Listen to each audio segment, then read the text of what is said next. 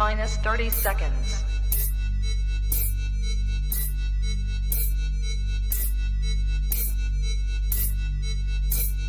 T minus 20 seconds.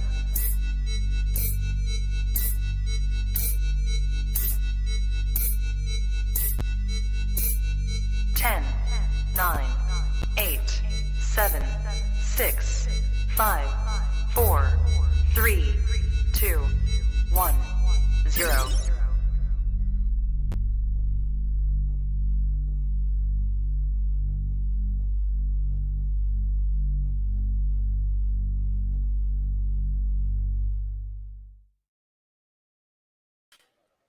You are now tapped into the coolest reptile podcast in the world. Welcome to episode 300. That's right. We on that 300 energy type shit right now. The 300 Trap Talk episode special. I am so excited. What is good, everybody? I'm your boy, MJ. If this is your first time tapping in, do your boy a favor, hit that like button, smash the subscribe button, hit that notification bell. That way, on top of every single piece of content I drop here on this channel, man. I want to say shout out to all my subscribers out there, my viewers, people who just tap in, my OG viewers, all the above, man. Appreciate you guys so much. You guys are the biggest reason why my energy stays so consistent, why I bring so much great shit to this channel. It's because how much love I get from you guys, and that's me being sincere. I do want to say shout out to my Patreon members, my family. Thank you so much. If you're out there wanting to become a part of this family, this growing family, if you want to tap into some breeders who've been in this for a long time, or even some up and coming breeders, basically, if you want to get more out of this hobby, if you want real relationships with people, go down to the very first link that you see below. Join the Trap Talk Patreon family. As soon as you join the Patreon family, you get a link to the Discord, which taps you in with over 150 trappers, people who support each other and people who support the trap, man. More importantly, if you want to support what I do, come join the Patreon family and come fuck with us. I would love to hang out with you and watch you grow with us. But either way, my Patreon members, I love you guys so much. Cannot wait to give you guys more exclusive content and bring some awesome shit to the Patreon family. I do want to say before we get into things tonight's episode is brought to you by my dog, Doug, over at Ridiculous RHACS. The fucking guy killing it in the lychee game, the gecko game. I've had the pleasure of having Doug on the show before he became a sponsor, and this guy's game is not to be slept on. Second to none. My man Doug is killing it on so many different levels, but really, man, he's just a real passionate reptile keeper, and that's what really means the most when it comes to me bringing anyone on the show. So thank you, Doug, for everything that you do. Thank you for the community that you're building and the passion you have behind the animals. And more importantly, thank you for sponsoring this channel. Thank you for sponsoring the podcast. And I cannot wait to link up with my boy Doug at Tinley. Man, this coming week, Arlington, NARBC. Who's ready? Texas, are you ready? I cannot wait, man. Texas never misses. I love going to Texas. We have a big episode coming this Thursday night, so be ready for that, live and direct, okay? Which we'll talk a little bit about that episode after tonight's guest. By the way, go follow me on Instagram, TrapGod619, TrapTalkGod619 on Instagram, and then make sure you go follow the podcast's Instagram as well, Trap Talk Podcast on IG and the Trap Talk Podcast on Facebook. If you're on Facebook, you're watching, show me some love, drop a like. What is good? But yeah, man, super excited for tonight, man. Brandon Van Asten, this guy right here has been a big fan. I've been a big fan of his work ever since bringing him on Unfiltered, and then having him on the show. But a lot has grown for my experience with tree monitors, and I have a lot more stuff to talk about. And if you're into tree monitors, or if you want to learn about tree monitors, this is the episode to be a part of tonight. Not only because it's the 300th Trap Talk episode, but it's Brandon Van Asten, in my opinion, one of the best doing it in the tree monitor game. Okay, and you can take that to the bank. Shout out to all the early birds who's here. Now, listen, if you have something you want to bring up in today's or tonight's podcast, if you also want to support me, you could also drop a super chat. If you're in the live chats tonight, don't be shy with the super chats. Episode 300, let's go. Let's get it cracking, man. But who's here right now? Early birds, you guys ready for this? I know I'm ready, man. Shout out to Lizardman 0897, Trap Talk Patreon member all day, every day. Thanks for tapping in. Spectro7, what's up? Thanks for being here. Levi, FTL Reptiles, Sexing and Flexing podcast. Had a good time on his show last night. I felt safe. I felt like I could be myself. I'm just kidding. I could be myself on this episode too, on this show too. But either way, I had a good time, man. Shout out to Levi and Chris. Make sure you go give them a follow on Instagram. And go subscribe to their YouTube channel, please. They're killing it. My boy Brian Heath and Hatchery. Oh, by the way, Trap Talk Patreon member all day, every day. The homie Brian Heath and Hatchery, Trap Talk Patreon member. Cheers to you, dog. Picos? Yeah, I'm sorry. Picos, Valley Python. Aaron, what's up, Aaron? Thanks for I should just called you Aaron. I'm so sorry. Thanks for being here, buddy. Appreciate you so much. Chantel, what's up, homegirl? Trap Talk Patreon member all day, every day. Team Zoo Dreams in the building. It's my girl right here. Thank you so much. The homie Row 5.0 in the building. Trap Talk Patreon member all day, every day. One of the newest Trap Talk Patreon members. What's up, player? 217 Pythons. Go give him a follow on Instagram. I just saw her following this guy. You should too. Thanks for being a part of the family. Eden's Den. What is up? I like Eden. Eden actually does a lot of the social media work for the homie Levi and Chris. So I just found that out yesterday. Good to know that you're a huge part of what's going on for them, Eden. So go give Eden Den a follow on Instagram. And yeah, congrats to you being so awesome to yourself. Okay, thank you so much. Bloodman Reptile in the building. Trap Talk Patreon member all day, every day. Homie Aaron in the building. What's up, Aaron? Slithery Serpents. What's up, Slithery Serpents? Thanks for being here. Raymond Goodwin. What's up, Raymond Goodwin? Thanks for being here. The homie Father Blue. Eduardo, where are my cup holders, dog? Like you're ducking and dodging me now. You're like doing all these other podcasts now, and you're just like you're too big for your boy now, dog. Heartbreaking. I'm just kidding. That's my dog. Make sure you'll catch our episode. Had a good episode. This guy right here is on another level with what he has going on. He's providing a lot more than just experience to discuss as far as breeding goes. This guy's really doing a lot of cool shit. So go check him out. It's my boy Eduardo. Big Mike, 1776 Exotics in the building. Trap Talk Patreon member, OG Patreon member. Seriously, one of my first ones, if not my first one. I know, Mike, you like to hold that first rank, and I'm pretty sure that is yours. I've never really looked into it, but I have to check it out. Either way, Big Mike, my dog. JKJ Reptiles in the building. Trap Talk Patreon member all day, every day. Also picking up some crazy heat from me as well. Guys, be ready. Go follow me on MORPH Market too. The Trap Exotics on MORPH Market. I'm going to be putting out a lot of heat. So if you're trying to get some high quality ball python type shit, be ready because your boy MJ is going to be dropping some serious heat. And go follow me on MORPH Market. And JKJ, be ready for your package because that's going to be next level. Julio Fulio in the building. Trap Talk Patreon member all day, every day. Galaxy Reptiles in the building. Trap Talk Patreon member all day, every day. Frilled Neck Dragon UK. Trap Talk Patreon member all day, every day. The new homie right here, Eclipse in the building. Trap Talk Patreon member, and he's a part of the YouTube membership club. Thank you so much, bro. Got some exclusive. So check this out. Also, another cool thing, because once I stop releasing lives on the public channel, if you're a YouTube member, you're gonna have access to all the lives after the lives are out. So another big big perk, other than being a Patreon member. If you're a YouTube member, you can catch all the lives after they go unlisted. So yeah, thank you so much for being a part of the family. The homie Adler at Dizzle for Shizzle. And we're going to end it, the homie Adler, because this is my dog right here. And we're going to end this in style with my boy Adler. If you're looking to elevate your brand, your logo, if you need ideas, go follow and fuck with my boy Adler Romero, A&E Foundry, and Serpent Eclipse Reptiles. And Adler, hopefully I'll see you at the Trap Talk after party for Patreon members, guys. So yeah, after tonight's episode, immediately we go to Zoom and we have a Trap Talk Patreon after party, and it's going to go down. So be ready for that. Go down to the link, join Patreon if you want to be part of that after party, guys. But it's time, man. Do me a favor, record and take a story and let people know that it is Trap Talk episode 300. Guys, do what you got to do to get your mind right. Stay hydrated, but I'm telling you, it's going to get hot. It's going to get heavy. We have a banger in store for you tonight, man. It's going down. Brandon Van Asten, Canadian Cold Blood. Let's go. Chee! Good. You ready for do more in the future? Trap Talk podcasts? Yes. Man. Only Trap Talk. Exclusive. Yes, Exclusive. Oh. So stop calling us. Rub the spot, get the club to pop. When I come up with the crop, gotta love it or not. I'm hot from the hop to the rub the spot, get the club to pop. When I come up with the rub the spot, get the club to pop. When I come up with the rub the spot, get the club to pop.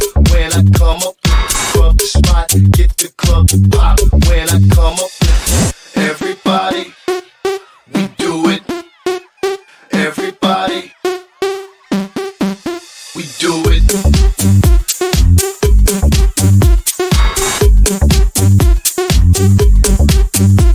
Do it.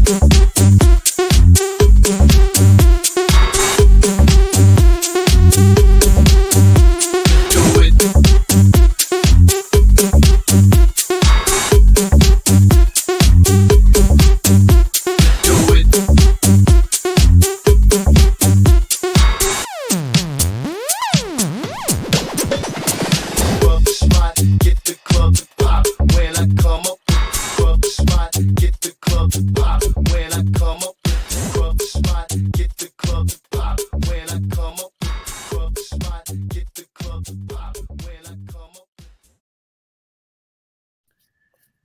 Ladies and gentlemen, Pearl Jam.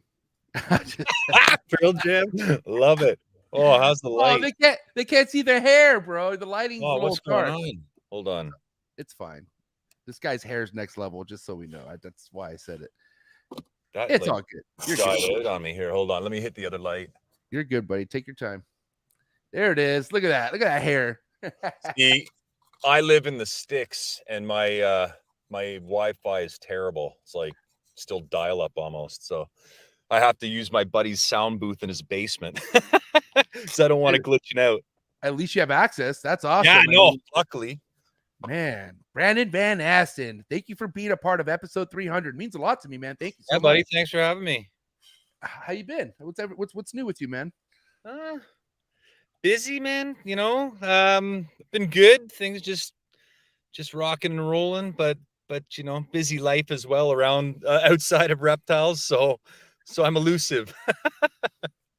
I had a little bit of like FOMO, and even though it wasn't really planned, I didn't know I was so close to you when I was visiting Canada. But you know, I think I was only close to you because you were staying in the cabins or something like that. Is that right? Or yeah. Okay. But man, listen, I got to tell you, Canada's beautiful, bro. Like seeing the countryside of Canada like that. Man, because I used to go back east quite a bit, Pennsylvania, and it's very green and country like that, and where I used to go visit. So I had a great time with Will Moros. Shout out to RCR and the Mafia. But man, I'm gonna be back, bro. And when I go up to Canada, it's a priority to come hang out with you. I just want you to know that. Yeah, man. If you were up at Will's place, that's about 20 minutes kind of from where my my cabins are. So. Wow. You want a place to stay, buddy. Anybody out there looking? I don't just do reptiles. I have some beautiful little places on a lake. I love fishing, take you out, you know? Man. Yeah. The good old country, good old like nature of experience that you could have out there that from what I can see.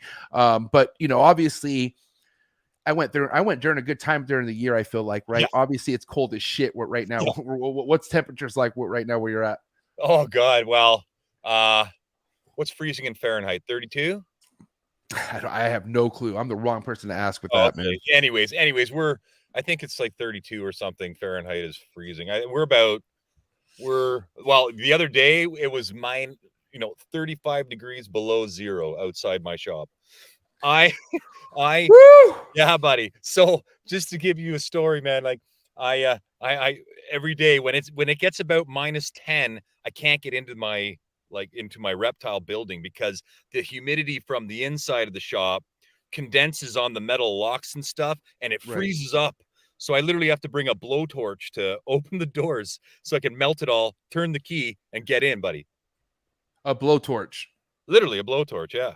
Like a butane torch. Yeah, I mean, I got one. I do it, but I do it to smoke. I mean, I don't smoke gas, but geez, unfortunately, you have to do it just to get into something. That's crazy, shop, man.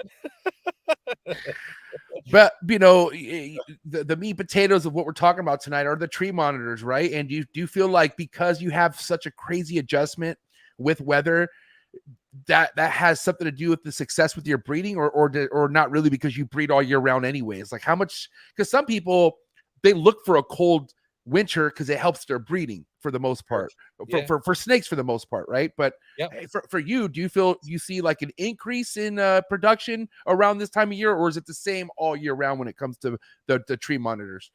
Yeah, I like to say I kind of depends. It depends on the animal, right? I have some animals that are like religious, every 3 months go, some that are more sporadic, and with the ones that are a little more sporadic, I usually get a good flux of breeding like October, November-ish as winter's coming on. And then same for the spring, right? So like March, April, in that time. So but I don't know if it's due to our weather or not. Like it seems like if we get a big storm, I see lots of copulation. It doesn't necessarily mean that the female will ovulate or anything, but I see a lot of like interest. So but yeah, so I'm sure it does do something to some degree. Listen, I have so much excitement behind tonight's episode because I feel like, man, like I'm not gonna lie, our last podcast when I was asking you like what are the typical behaviors after they lay, because I told you I ran into a problem. Oh, You there? Yeah, I'm here. Okay. Oh, sorry. I told you I ran into a problem where the male wanted nothing to do with the female after, she laid, and I gave him like that few weeks of break, right? It went to just like him just not being the same. And then, obviously we recommend that I separate him. Right. And then I separated him. And then I think what changed for me was getting the female comfortable eating, because ever since I've had her, the male's been with her for the most part. Right. That's true. No, before she laid, the male was always with her. Right. And she's always been a skittish eater. So like I would always have to, like, the male would hand feed or feed off tongs all day long, but I would have to hope that the food I leave down or leave left over, she's going to eat. And I don't think she was eating a lot of it. You know what I mean? I think homeboy was being a fat ass, to be honest, because he got big. Like I was like, dude, you're getting big. And like I said, there was really no action. She wasn't digging like she used to. And so I was like just wondering what happened. So then I separated again, and I waited until she was literally eating off 4. I got her comfortable where she was like eating bravely now. And I'm like, oh, because she's by herself now. You know what I mean? And it did take a while, but I also did this thing where I waited about 4 days or so before feeding her anything. And because they could get picky, right? I mean, do you feel like if you're offering a tree monitor, a certain thing all the time, they either kind of get like they start favoring one thing or the other, or like they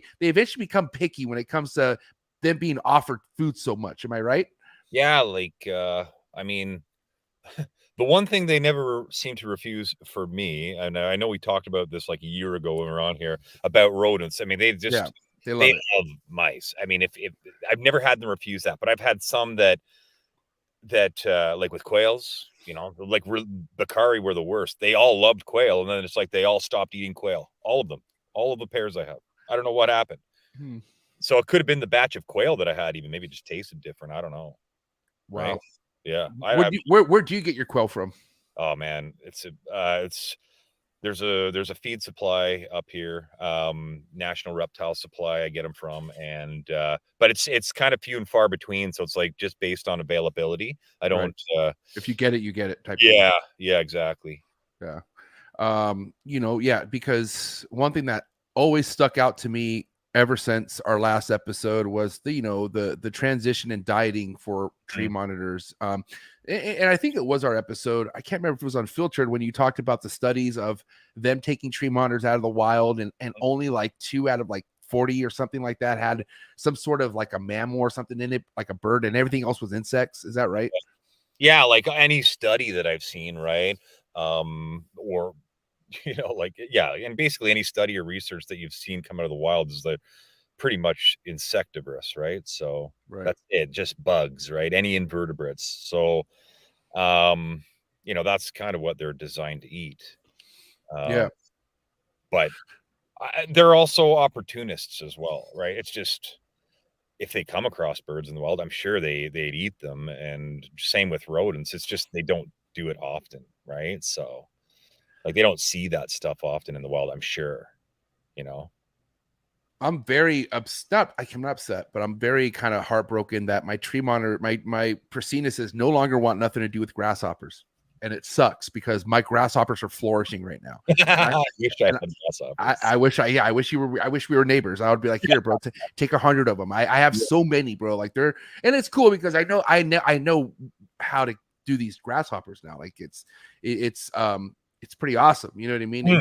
And you could easily control production. Like all you have to do is turn off the bottom temperature of the soil. If the soil isn't warm enough, whatever they lay in there is not going to make it's going to die. You know what I mean? Yeah. But once you warm up that soil, and you get it warm enough for them, and the food is very important with grasshoppers. You have to have food in there all the time, and it won't stop. It's a machine. It's like a plague. Yeah, but it's cool to see because I mean. Yeah. If it's not a cricket, and cricket's, cricket's a cricket, but a grasshopper is impressive. Like, and the way it flies, like, so it's very annoying because I've had a couple of my homies out there who work with grasshoppers send me those things that you cut out where you put your hand in, like, and I haven't done that yet because I'm not good at sewing and all that shit. I just don't like, I don't have an extra screen to put them in or whatever. So I'm like, So dude, I have to like MacGyver, like, or like sneak my hand in there without disturbing them. But if they know and they start, bro, I'm chasing like 20 of them in my entire room. And oh That's man, what makes them such good feeders though, man, is that movement, right? yeah, bro. The erratic movement. The you know what it is, man? It's like fishing. Yeah. I'm a fisherman, right? So it's like Right. if I have a lure and I move the lure really slow, it gives the fish time to look at it and it can determine whether it wants to eat it or not. Right. But if I move it really fast, it just has to react to it and it grabs it, right? So it's like the lizards are the same, you know, in many respects. That's why that fast moving prey elicits that response, right? Right. So now I kind of want to track back to, you know, my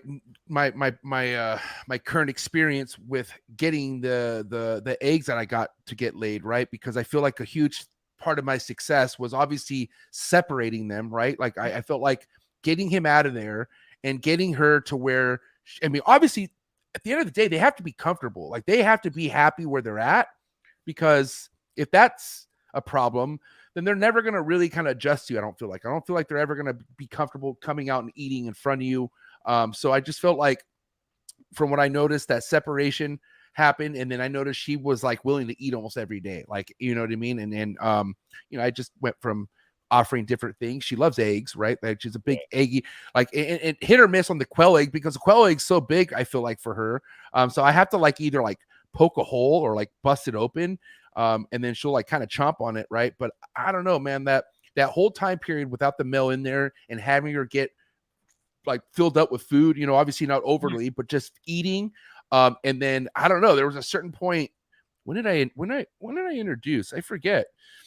I forget. Oh shit. I got to remember when I actually introduced again, because right when I introduced again, it was like the beginning stages of when I first saw them breed, you know what I mean? And then I was coming in and like, holy shit, they're locked, you know? And I was like, this is crucial, you know?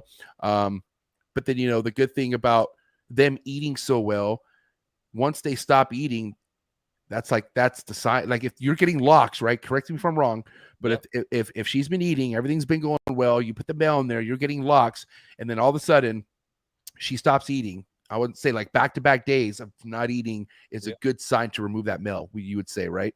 Yeah, for sure. I mean, if she's not eating, I mean, she's definitely uncomfortable, ready to ovulate, or maybe has already ovulated, right? And it's that kind of food drive is also temperature dependent, I find, right? Like if your enclosures are warmer, let's say, then they seem to have, obviously their metabolism's ramped up, they'll eat more. If your enclosures are cooler than not, but like that's kind of what I've seen too. But yeah, like once you get them breeding and you know, and then you're getting mating, and once you can get that first clutch, that like first clutch is a benchmark, buddy. So you know, I know that it should be about 3 months between clutches. So that's just been historically what I've seen. Doesn't mean they can't go, you know, closer together 2 months. Just historically 3 is like the best I've ever got. So if I get a clutch of eggs, right, then you know, you can tell. Well, I mean, I can tell when the female's about to lay, so I'll pull the male out, right, if I'm just experimenting with a pair, right? So then, you know, I'll let the female lay her eggs. Then I'll you know, I'll mark that day, obviously. And then basically like a month and a half after she lays, she's by herself. If you can, she's by herself, man. Because I know there's no risk of missing, you know, there's no risk of missing a cycle and ovulation historically for me, right? So I just let her be. And then once that month and a half window, you know, elapses, and she's put her weight back on, you know, I know it's probably a matter of about 2 weeks before she's going to start to cycle again, right? So at about the 2-month mark after egg deposition from the previous clutch, then she's going to be she's cycling again, as far as I'm concerned, right? As long as everything else hasn't changed. And then I'll, you know, so at about a month and a half mark, I'll throw the male in, right? So after she's laid, month and a half, put the male back in. You know, there's going to be a bit of like, ooh, he's back in and running around the enclosure. They get comfortable with each other over the course of a few days. They spend a couple weeks together, and, you know, within a couple weeks, they're usually mating again and locked again. And once you can hit that rhythm, it's great, right? So, and I'm sure there's lots of guys that have experienced that rhythm too, right? So, and most of the guys that I've talked to, like Brian and Cody Kopp, and like they're it seems like everybody's kind of on that 3-month pattern, right? That's what it is, provided the conditions are optimal, I suppose, right? So, Yeah. and then when if you have a new pair of monitors and they've never bred, so you're kind of guessing, right? Right. There's what I've noticed is that you can definitely tell the female's bulked up, right? Like I've had some pretty lean lizards, and for the duration when they're not really cycling well, and then they just kind of bulk up. So if you see your female like, ooh, really heavy in the abdomen, it's like, okay, maybe I'll put the male on her if they're not already together. Let's say like in your situation, you separated them because you're not sure she's getting enough food, right? So if she just if you just observe, right? So if you observe she's beefing up in the midsection, then, in the abdomen, then okay, she's probably getting ready to cycle. And in terms of breeding, like what I've seen lately, I've mucked around with a bunch of stuff over the last few years, like the last year or so. I wasn't having the greatest luck, so I did a bunch of stuff. But anyways, I what I've noticed is like the males almost copulate with the female when it's going to be a successful mating and ovulation happens. It's like they'll mate with the female for like a day or two, and then it's good. She ovulates and it's done, right? And it's almost like if the female is cycling, but she never gets quite to ovulation, it's like that male will pursue her for a week and a half, and they'll constantly be locked and all that stuff, right? So like for me, I post some pictures of monitors locking and whatever because it's interesting. But for me, a lock is not necessarily, it doesn't really mean much because I've been fooled so many times in the past. It's like, oh, okay, they lock up. And it's like the female just needs that extra something to ovulate. And what that something is like, if I knew that magic bullet, I'm working on it, and I've gotten pretty good in the last couple months. I find like I had a lot of ovulations by tweaking some things over the last little bit. So, but yeah, so that's kind of what I've seen, right? It's that 3-month cycle. And I know if you haven't got eggs, it's hard to establish that pattern. But if you're getting eggs and you've got a clutch of eggs, that's the benchmark, right? So is like that pattern that I just said, take the male out after she lays, leave her without a male for a month and a half. At the month and a half point, put the male back in. And within a couple weeks, they should go breed, and that's kind of the 2-month mark.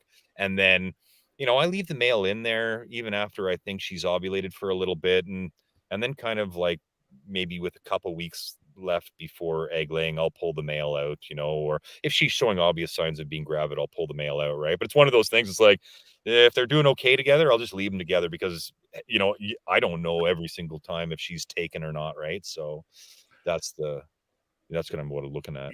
Now, I mean, I was told a few weeks after she lays is okay, but do you feel like that's too soon from your experience? Do you feel like that month and a half is crucial because I mean, I could easily pull the male and put him back, but I reintroduced after like 4 weeks.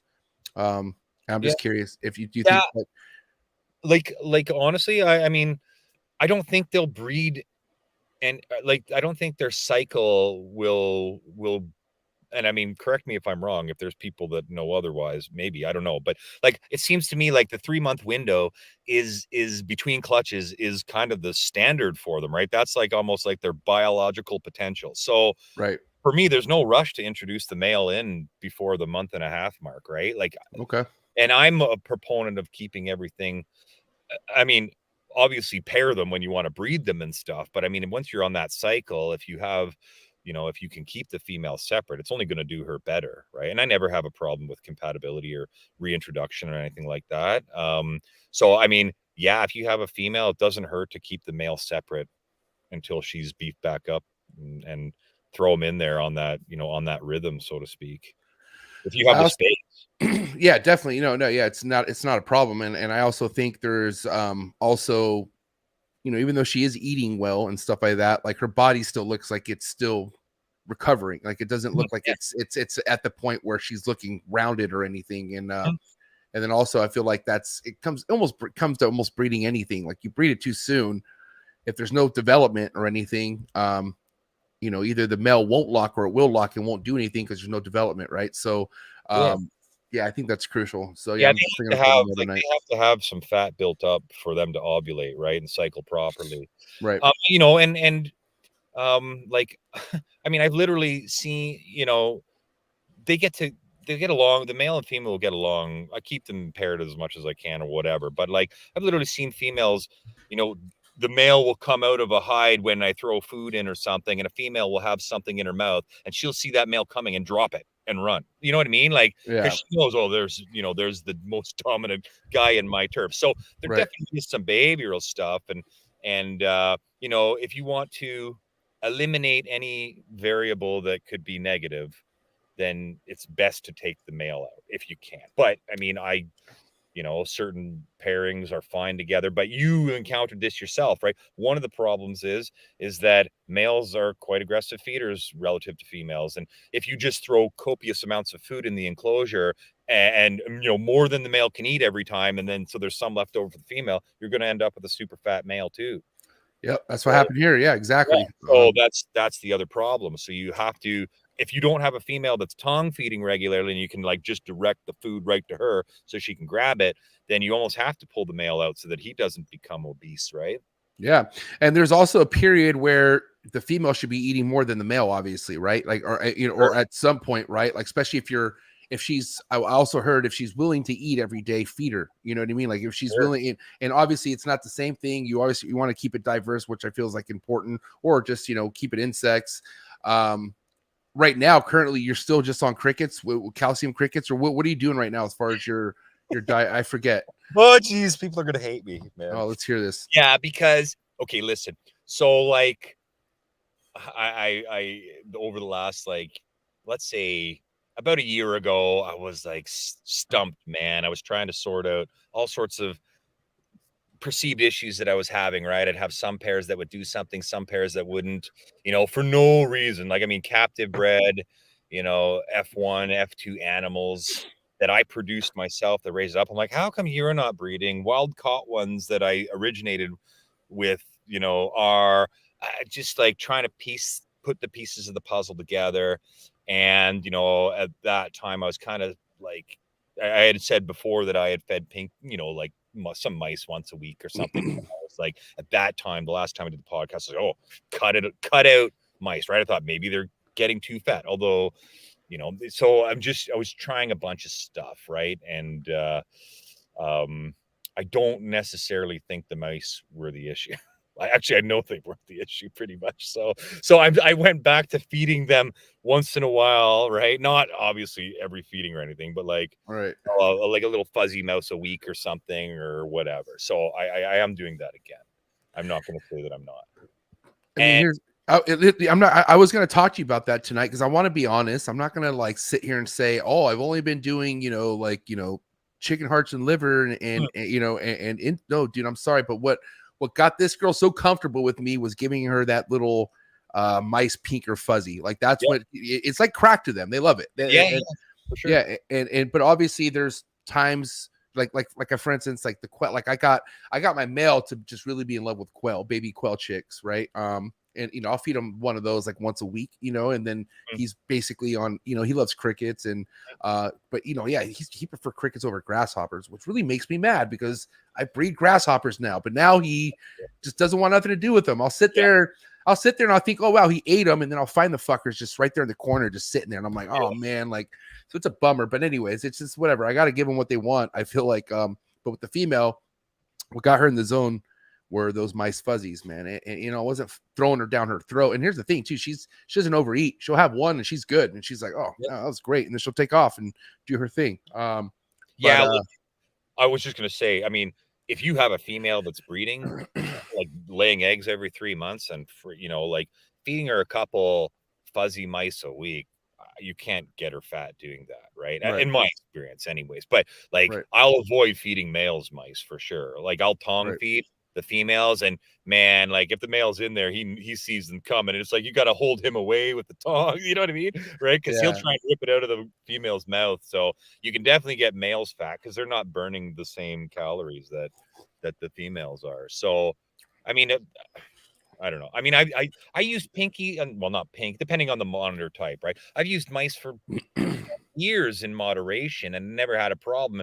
And then, you know, at that time that I did the podcast, I was, you know, like I was experimenting, let's say, asking questions as to why things weren't breeding like they should. And that was one of the things, right? I was like, yeah. Oh, but then you think hindsight, it's like, okay, I've been doing it for so long.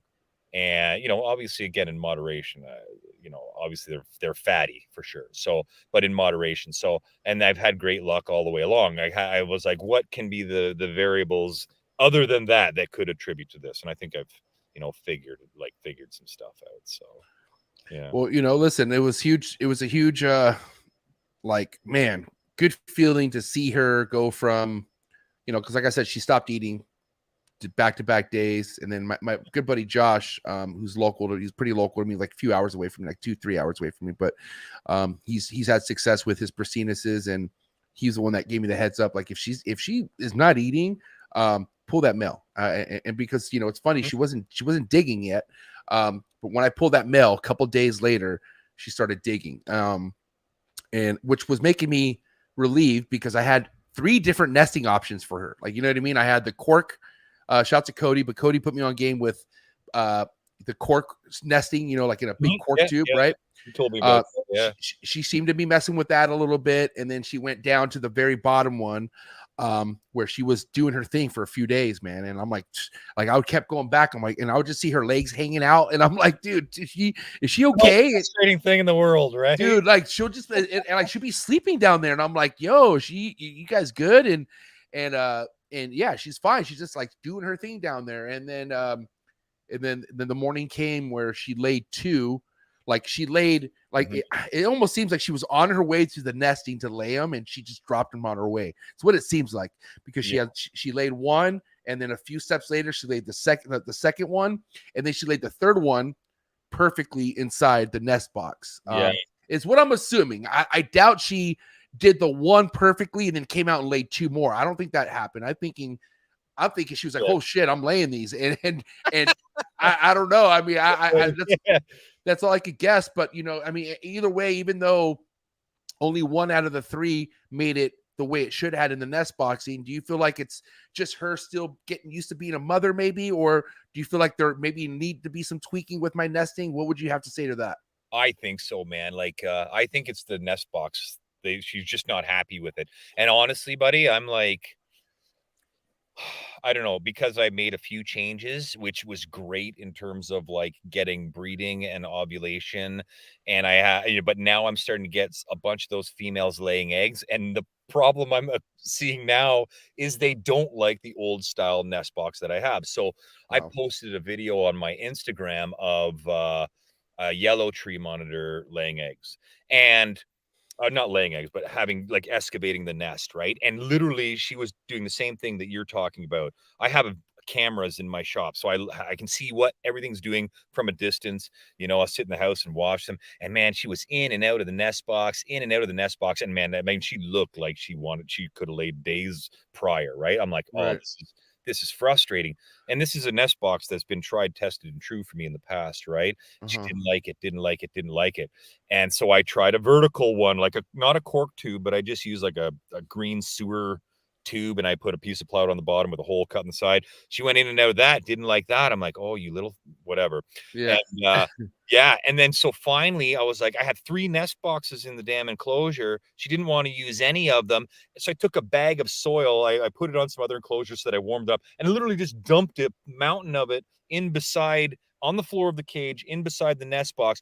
As soon as I did that and packed it in a bit, she went in the side of it, dug the burrow, gone for a day, came out, done. I was like, dude, the nest box is literally right beside that. Like it's a 1/8 piece of plastic in between the soil from the nest box and the soil against the wall of the enclosure. And that's what you wanted to lay in. So I I don't So know. so now you're packing soil around the nesting, is what you're saying. Yeah, Which, so I don't that's know how fine. That's a smart move. But how are you heating your nesting? Do you have it just right underneath the light, or do you have it like where the ground's warm? How are you warming how do you keep the nesting where it needs to be as far as temperatures? Yeah, so because all my tree monitor cages are on other enclosures, the lights heat each other. right, yeah, the lights from the ones below heat the substrate enough, and that's historically what I've done with every monitor species. It kind of limits you in terms of breeding because obviously the bottom enclosure in any stack of enclosures I can't use for nesting and egg laying, but they're good grow up enclosures and stuff. Wow, yeah, because I got to tell you one thing that I don't know. I felt like temperature could have been a problem. I didn't probe. I didn't like. I was temp gunning, but I temp gun after I put, because I don't have anything underneath it, right? It's just it's in a 6x2, and it's on the floor, so I have heat on the side of it, right? Know. Can you hear me? You're frozen on me, buddy. Can you hear me now? Oh no, is it me? It wasn't Okay. me.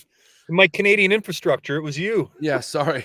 I need to get a hard wire plugged into my goddamn modem here. But anyway, sorry. But yeah, I feel like because of the heat source, I feel like it went better once I put the nesting closer to one of the baskings that I had. And I felt like once I was able to temp gun and get it to that 85, that's when she actually was like in there a lot. You know what I mean? So I don't think I had it warm enough, like long enough for her. I feel like I adjusted it to later on where, I don't know, who knows? I'm just trying to, but I feel like that's another thing a lot of people might maybe, possibly go wrong is not first and foremost. Let's hear it from you, because the title of this episode is like, what's the biggest mistake people make when breeding tree monitors? I've always heard not having proper nesting. We're talking about nesting. How true is that, you feel like? You know what? I don't necessarily think that not having a nest option in the enclosure prior to, let's say, mating, like that, I don't think that's gonna stop the female from cycling properly, right? Right. I know lots of times I've shimmied nest boxes around and done things, and I've heard from other people that do the same. So I think they're gonna cycle and mate and ovulate and do their thing regardless of a nest box being in there, but you definitely need to have a nice nest box in there leading up to her egg laying, right? For sure. So and what that is, well, you have to have warm soil for sure, so like 85 degrees Fahrenheit, right. But even throughout the night, you would say? Well, yeah, I mean, let's say she goes in the nest box, right? She doesn't, like, if she's in there and digging around and in a burrow, let's imagine this. She dug a burrow and she's in there and she's sitting in there and the temperature of the enclosure starts dropping, right? So she spent all that effort digging that burrow and then she's in there and she's like, oh, damn, it's cold in here. I can't use this. Right. So then she comes out, right? So I think that having a constant temperature. Now, this is where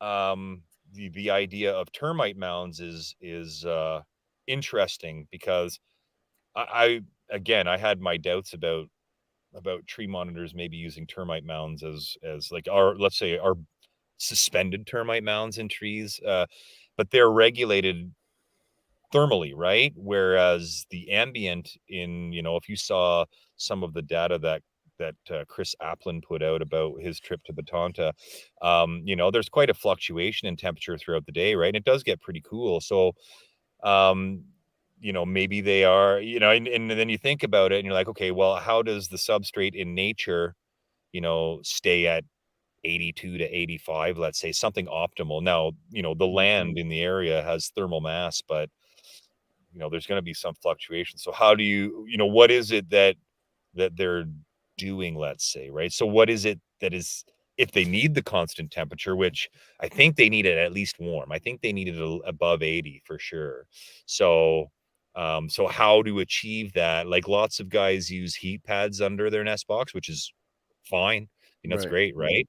So I think that substrate has to be obviously warm, but I think there's like a bit more to their nest option. I think tree monitors, man, like I've used nest boxes that have been pretty big for tree monitors. They don't like it. They don't like going into this like cavity and having it being wide open. They like to, it's almost like they almost like to lay in tight spots. And I'm seeing that with like what I just did with a few of them, right? Where I've dumped dirt in the corner beside the nest box, and there might only be 4 inches of space and, you know, a vertical distribution of 10 inches, let's say, right?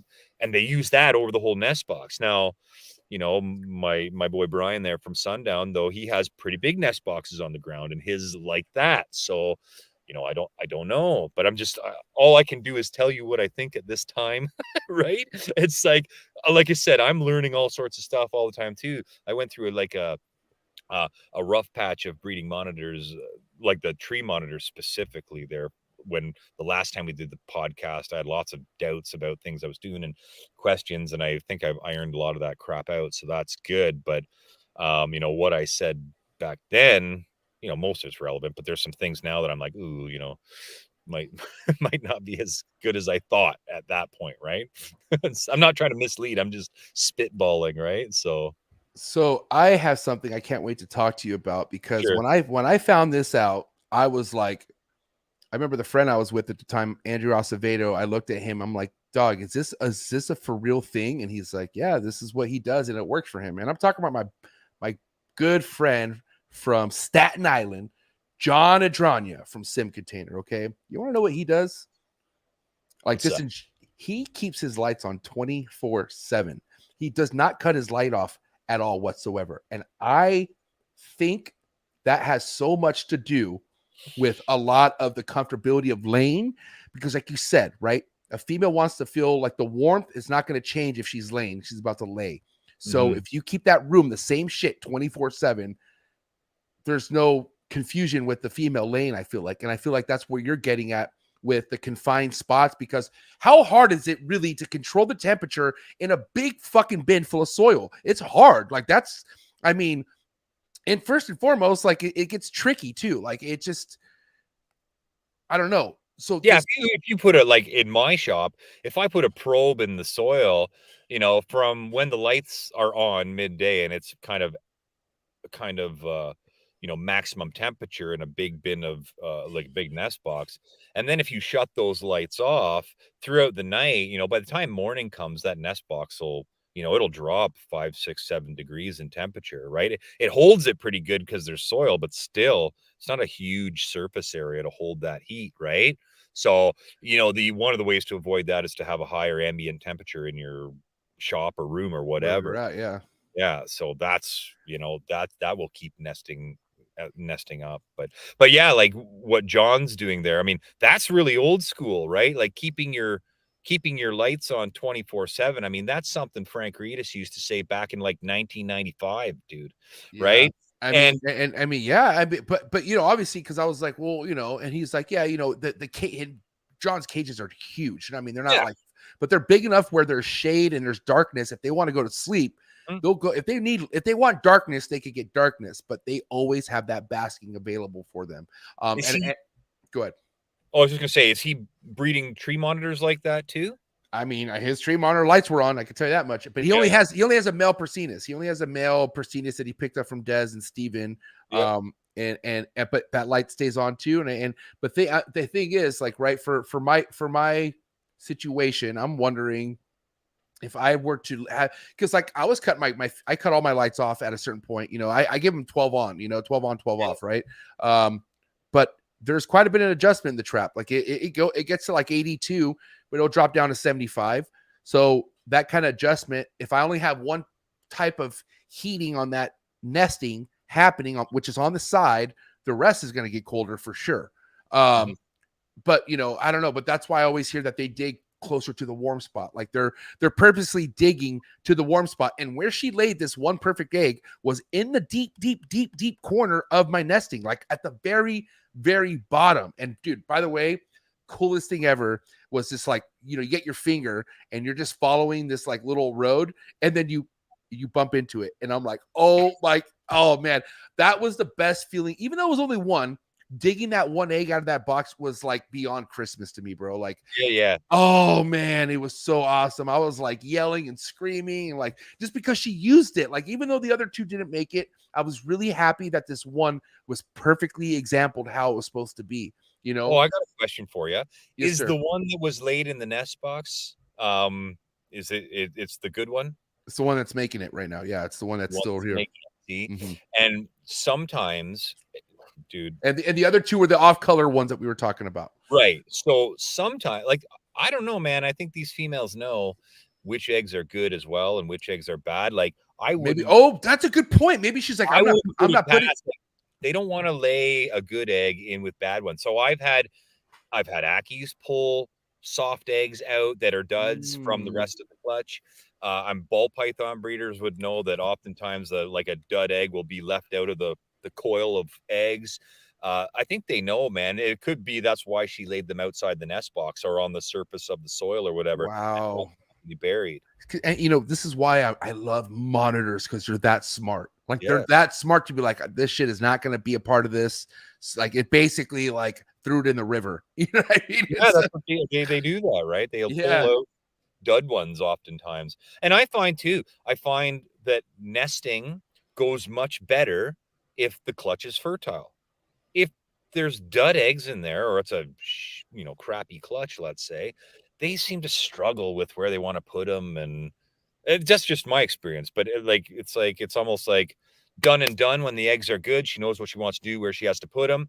When they're infertile eggs or whatever, it seems to always be like that long drawn out process too. So I don't ask me why. It doesn't make sense, but that's what I observe. I don't want to starve the rest of the tree monitor world, because I know, obviously I only keep Prasinus and I tend to favor what I keep. But I got to ask you, overall egg sizes, clutch sizes per species. First and foremost, Prasinuses.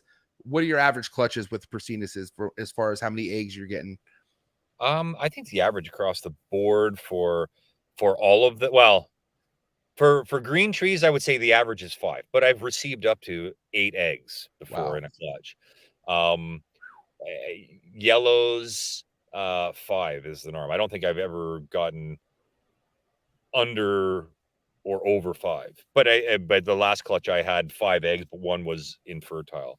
My black trees, they are like 4 eggers, like almost across the board, it seems. And the blues? And the blues are 5, although I've had those are my animals, and then I've had one or two 6-egg clutches, but nothing above 6. So it seems like 5's kind of like the average magic number for all of them. Okay. Yeah, and Bakari a little bit less for whatever reason. Same temps in the incubator for all of them? Yeah, I do the same, 85 Fahrenheit, yeah. Okay. The eggs are all the same size roughly as well, in my experience. So yeah. Now, I kind of want to revert back to the nest box thing, because moving forward, obviously, are we looking at anything to create something similar to a termite mound or anything like that? Have you looked into anything yet? I'm curious. Well, let's just say, if I keep having issues like with these recent females because of the adjustments that I've made, it seems to have kind of thrown off nesting. Okay. So they're not particularly happy. So one of the ways I was thinking about combating that, and I've never been a proponent of this, was trying the more elevated nest box up high so that it's near the lighting and the heat is, up there a bit more.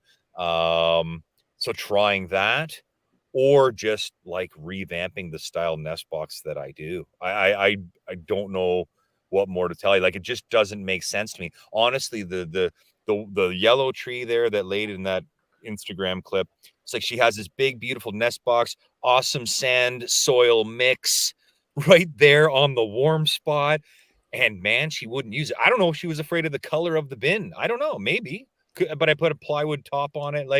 And then I literally just took a bag of black earth, straight soil, dumped it right beside the nest box, packed it down, and that's what she used. And you didn't put water on it or anything? Like you just kind of just packed it down to how it came? Like it was already kind of... Yeah, I don't like, as long as it holds a burrow, it's fine, right? Right. But Okay. yeah, so why that is, I don't know. It's like she didn't like the entrance, and I'm starting to, I don't know. Maybe what I'm gonna try is, all of my nest boxes have top entry, right? So they have a hole in the top. Okay, so I'm gonna try, and maybe this is part of it. Maybe the female that entered that mountain of dirt did it from the side between the nest box. She didn't climb in from the top. And so I'm going to experiment with like more side entry stuff and more of like a concealed entrance to it. Like that, literally that, when she climbed into that side of the dirt from beside the nest box, it was like right up against like cork tiles, and there was a bunch of bark on the wall there. Like she really had to struggle to kind of get in there. Like when she was gone for the 24 hours, I thought she was in one of the nest boxes. I didn't even know she was in there. I didn't know she'd entered it. I dug out the other nest boxes. Where the hell are these eggs? And I was certain she didn't lay there. I just did it as like a last ditch effort. And then she used it, and she dug in from the side, like almost like ground level up, which is weird to me. Right. So, I don't know what I've changed or how I'm doing things now is maybe triggering that, because that's not just her. I have another one that's seemingly doing the same thing, and actually two other ones that are doing the same thing right now, where they're not super happy with their traditional nest box. So I don't know the answer to that.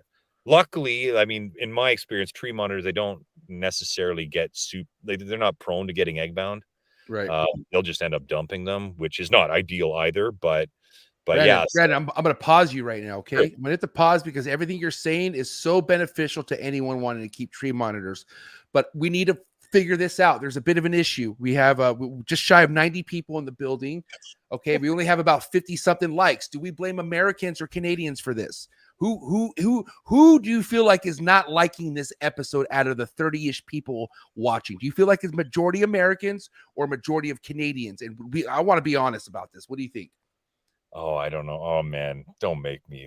It couldn't be my fellow countrymen and women. I don't think so either. I think Canada's. As Brandon said, I think Canada has all the likes up right now. Is it my own American trappers that don't have the likes up? Maybe they don't like us Canadians. I don't know. I'll put my hair up. Canadians are the nicest people, other than maybe a couple in my mind. But there's like some of the nicest people I've ever met in my entire life. Can we get the likes up for my man Brandon Van Asten? This is also episode 300.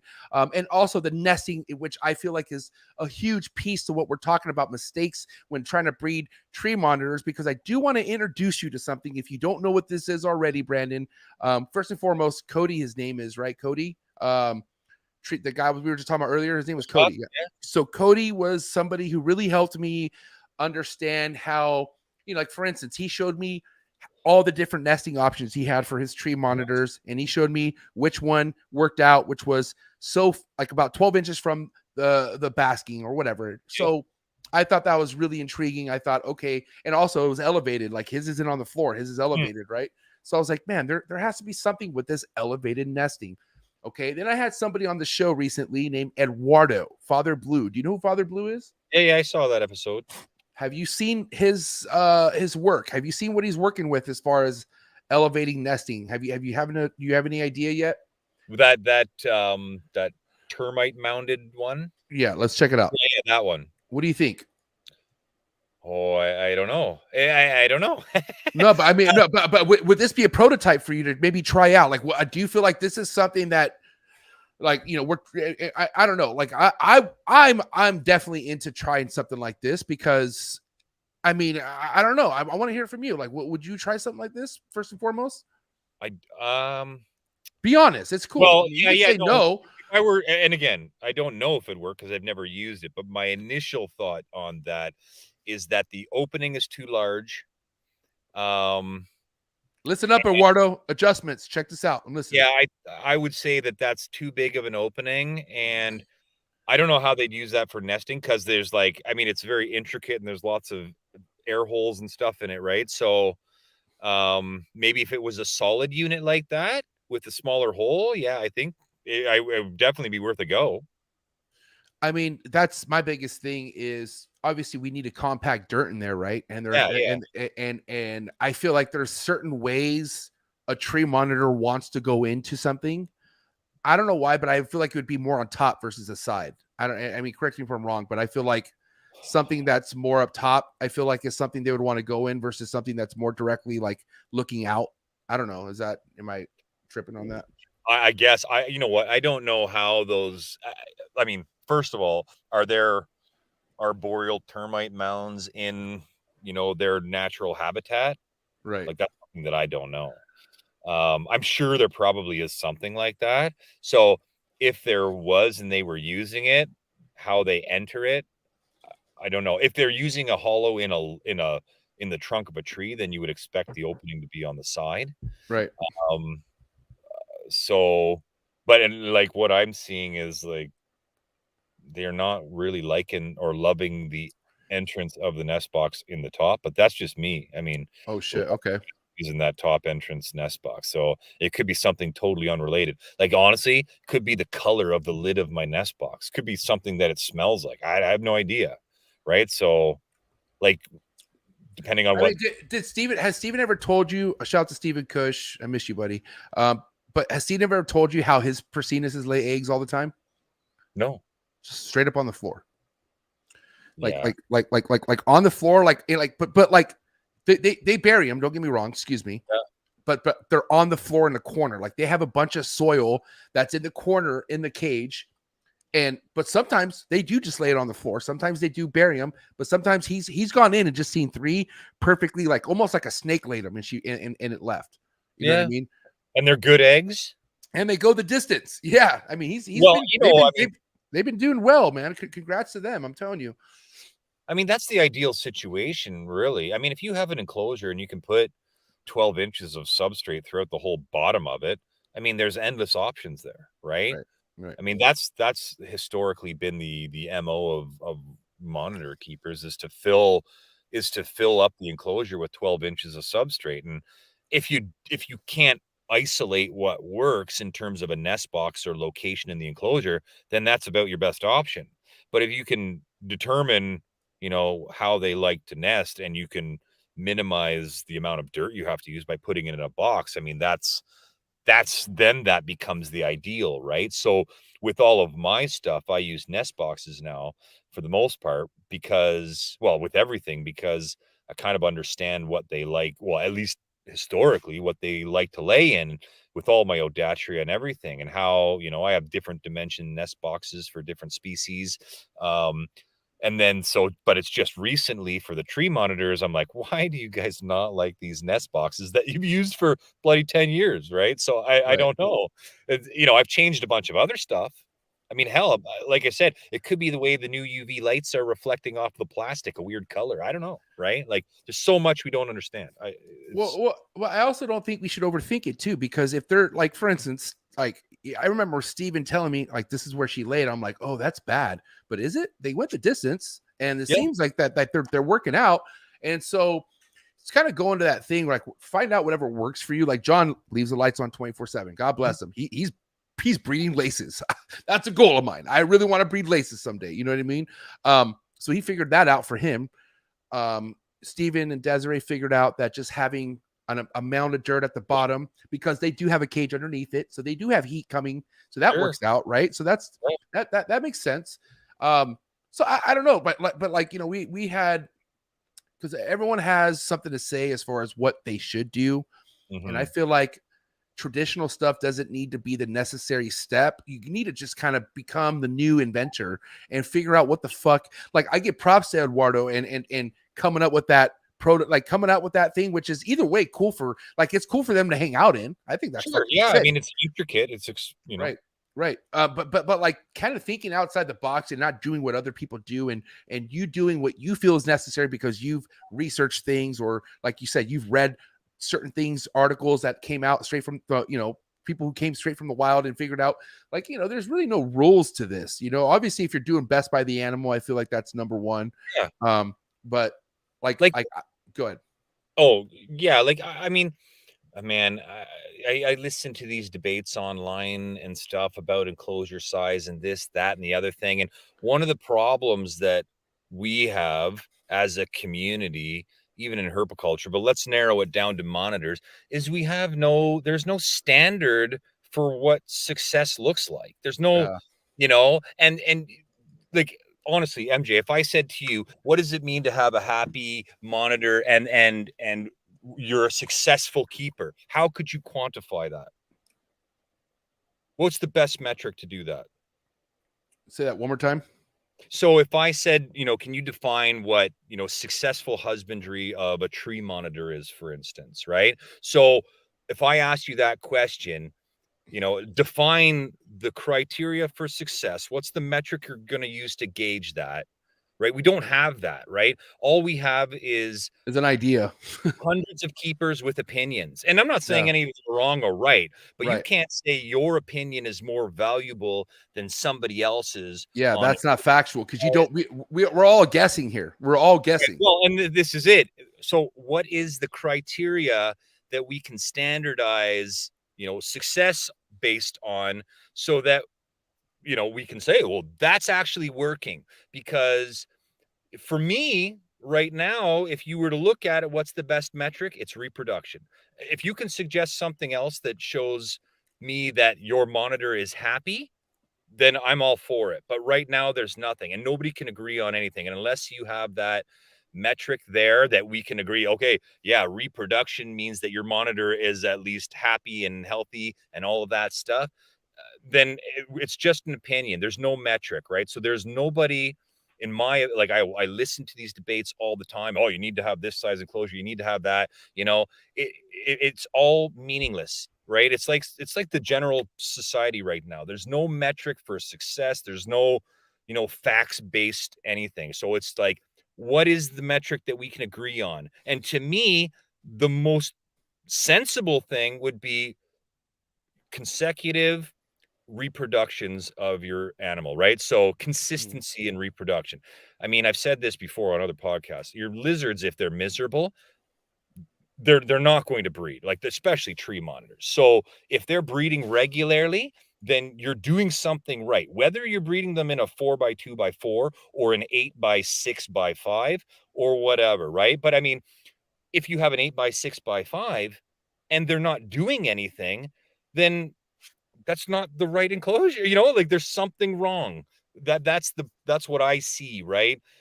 So we have to establish some sort of metric for success, and that's what we're lacking. So anything anybody says right now is just an opinion. I'm so happy right now. I don't mean to interrupt what you're saying, because what you're saying is very, very valid, but this has to be one of the few times I've had this happen before, but we have somebody who has something to say in the airplane. They're on the air right now. I don't know if you know this person. I never heard about this person. Sorry, I'm blocking your face, but Pat. Oh, I know this guy. Dollard. That's a sick name. Dollard, yeah. Let's read this out. Why not? Brandon is the man. I agree. I don't. Hey, listen. Drop a super chat if you agree on if Brandon is the man. Brandon is the man. I'm on a plane right now with spotty Wi-Fi. Who's that? Your boy? Who's spotty Wi? Oh, I get it. Spotty Wi-Fi. So spotty. Yeah. I'm on a plane right now with spotty Wi-Fi, but I had to see this question. And this is only because you're on a plane. I'm going to do this for you. Okay, buddy? Sure. I have a pair of Persinuses that are going on 3 years old. They have been cohabed off and on and shown breeding behavior from early on, but I was concerned female was too young, small, and was stressed. So I have kept them separate for the most part. How old/big should female be before breeding attempts? Well, let's see. That's a good question. So I've actually I've tried to make this kind of standardized information for myself across the board and look at breeding weights of females of the different species of tree monitors. So right. I would say that kind of the 3-year mark is ideal. I still think that, because it roughly, 2.5, 3 years, it takes them that amount of time to get to about that 275 to 300 gram mark is what I've measured females now, because I've done a lot of holding back of animals that I've produced. Right. And it's often hard to obviously all my initial animals were wild caught. So, I measured those females and weighed them, and okay, how much stress was put in the capturing, all of that stuff. So now that you have your own offspring, and I've been trying to assemble data, and it seems like in between kind of that 275 to 300 gram mark is when they start to cycle. So if you can weigh them, that's what I've found. Now, that's the start. So, I mean, females will get, in my experience, slightly bigger than that. The older they get, the bigger they get too. Males get way bigger than that, but that's kind of like the starting point. So my oldest female Macraei, that I've been breeding for 10 years, she's like 295 grams. And that's just her body weight. She lays 5 eggs every clutch, sometimes 6. And that's kind of the benchmark that I use in that range. So, I mean, obviously I think weight's more important than age. But that's almost with any reptile. Like, I feel like if you go with age, you're in a good place. If you try to fuck with weight and you think, oh, she's this big, I don't care. Like, I mean, I feel like be a little bit patient, and that's going to pay off. Now, you want to talk about patience and whatnot. I don't have. That's you again, MJ. Listen, I try not to brag about certain powers, but I feel like I do have certain powers. And these powers I speak of are trying to bring something to the table that we need. We were talking about earlier about somebody that we know who's successful at breeding tree monitors, and they do the old school nest boxing. And this person, I've seen their whole setup, and I mimic their setup. This is a guy who set up, I mimic. And, if we're right about those eggs not being good and she didn't like them and she went straight and laid the good one in the egg, then obviously this is a good method for me to stick to, right? But how cool would it be if I were able to get this guy that we're talking about on the show right now? And I'm talking about somebody who I know very well. I think you know him very well. He's listen, at the end of the day, you're number one in my heart, man. You really are. But we're talking about America here. We're talking countries here. This is my American hero when it comes to America. We're talking, and I'm in America, but when I'm in Canada, you're number one. But when I'm in America, this is my number one. Here he is, Brian. Oh, Brian. Sundown Reptiles in the building, straight from dinner. Thank you for being here, buddy. Oh, it's an honor to be on with Brandon. This is so sick. Likewise, my friend. This is epic. Just crashing. Yeah, man. How you living, Brandon? Or excuse me, how you living, Brian? How's everything going? You're fresh from dinner right now, right? Thank you for being here.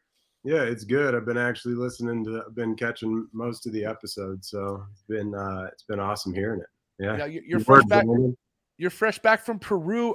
Remind me where you were at right now. Ecuador. I forget where you were at.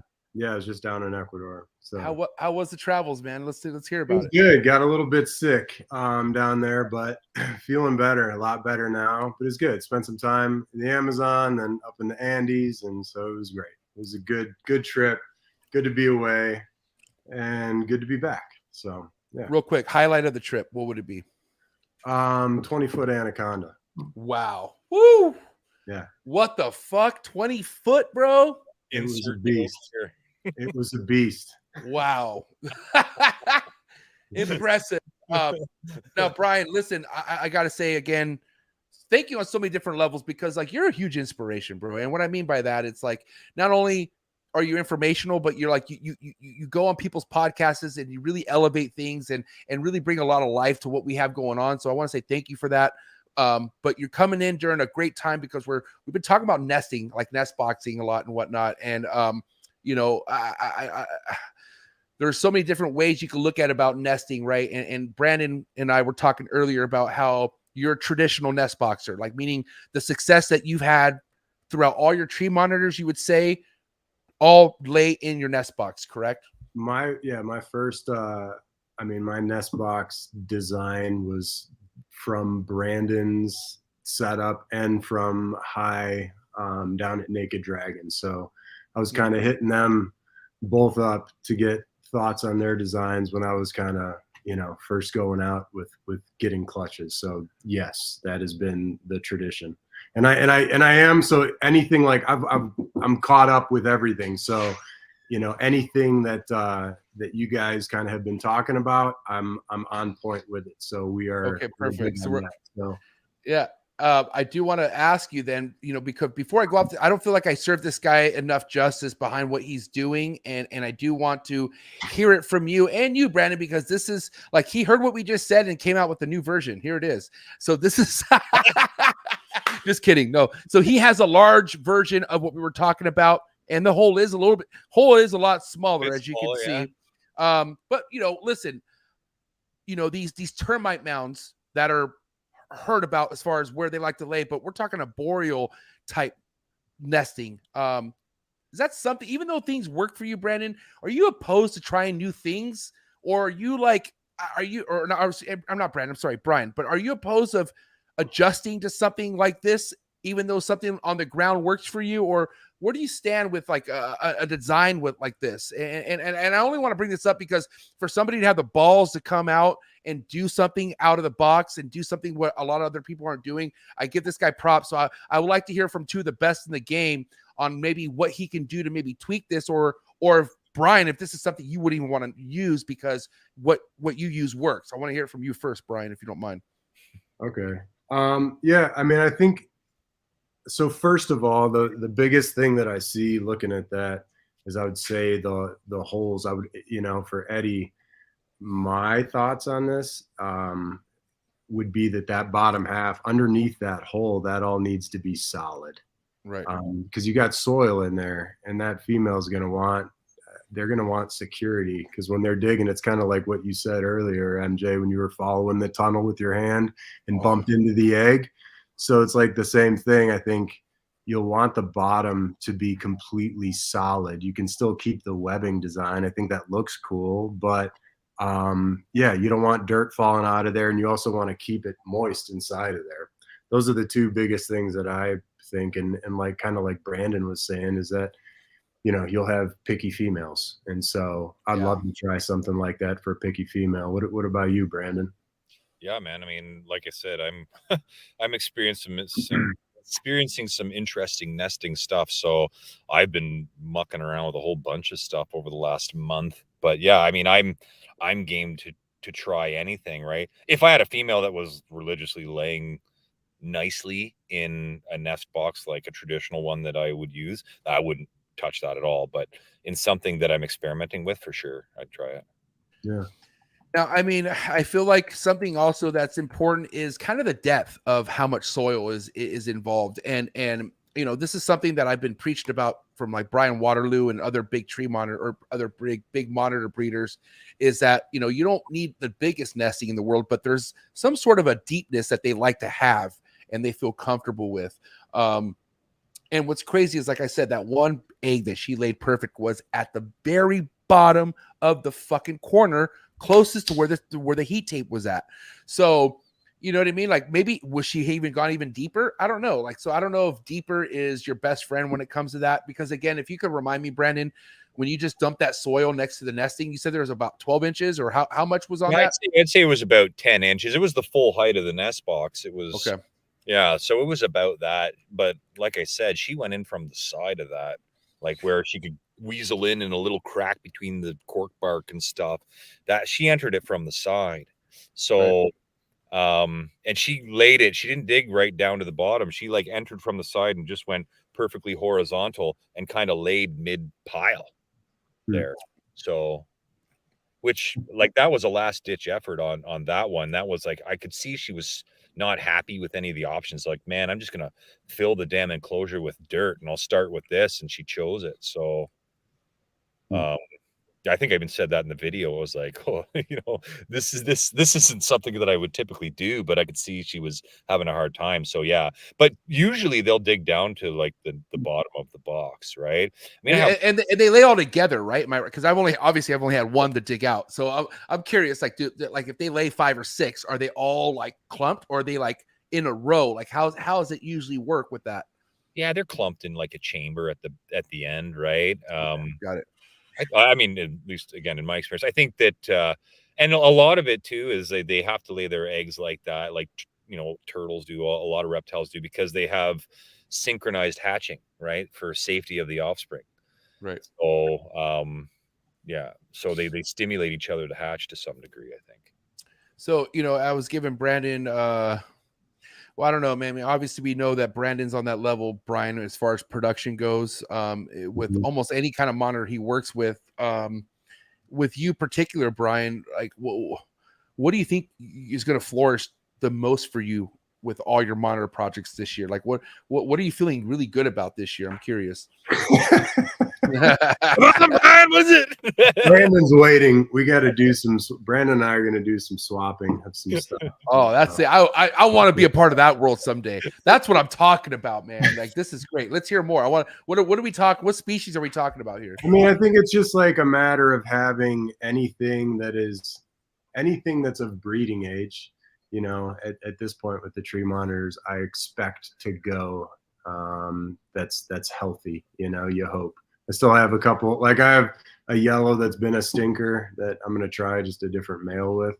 But, you know, she's one of those weird nesters too. And I do want to say kind of like, I have a couple thoughts that when I was listening earlier that come to mind. While it's awesome to have that example of nesting in a termite mound, I think that there's a lot of unknowns out there in the nesting world when it comes to tree monitors. You know, just because that happened that once, that isn't the set situation for every single nesting female out there. And I think there's a lot of possibilities that there could be. And, you know, unfortunately, like it would be nice to, I don't know of any like biologists who are currently like studying. I know we had, you know, Chris that went out and visited, but like a biologist who's out there working with these things every single year and is tracking them or something like that would be really beneficial. I hope somebody takes that project on, because I think we could gain a lot of really interesting information on that. Maybe it's, you know, rotted out tree stumps, maybe, yeah, who knows? I think there's a lot of possibilities, but yeah, I don't know. Yeah, like the rotted out tree stump, or let's even call it compost, is a great thought too, because that will generate its own heat, you know. Yeah. So maybe they search that out in some form somewhere, like, you know, maybe you try and think about that getting into a tree hollow. Over time, debris would build up in there, but, you know, leaf litter, if it's you know, accumulated, that sort of stuff too, right? That would generate its own heat. Exactly. Yeah. There's unknowns, but what's the known on the most, like, what's the hottest tree monitor in the game right now? Like, what I mean by that, like, what's going to be the quickest to sell if you guys produce it? Or do they all take off on the same? Like, I mean, I feel like almost they would, but I mean, there has to be one that's more craved than the other, you would say. Maybe well, I don't have certain things that you guys have down there, right? Like, I don't have cordensis up here or bomii, right? So for me, like, everybody's Brandon, like I'm only knowing about cordensis because we talked about that earlier, and I googled it. So for the people who don't know what species of tree monitors you're speaking of, can you talk to, like, you know, like the knuckle dragger type layman terms of it, that way, please?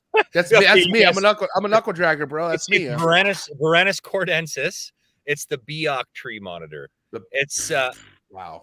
Yeah. So I haven't been able to source any, and they haven't come into Canada ever because we get nothing. So for me, this is where I was going with this. For me, everybody seems to really, really like blue trees, and there seems to be a high following for blacks up here. So those are the two that are my best sellers.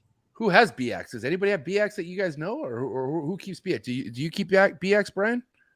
I've got some. Yeah. Why do you say it like that? What's going on?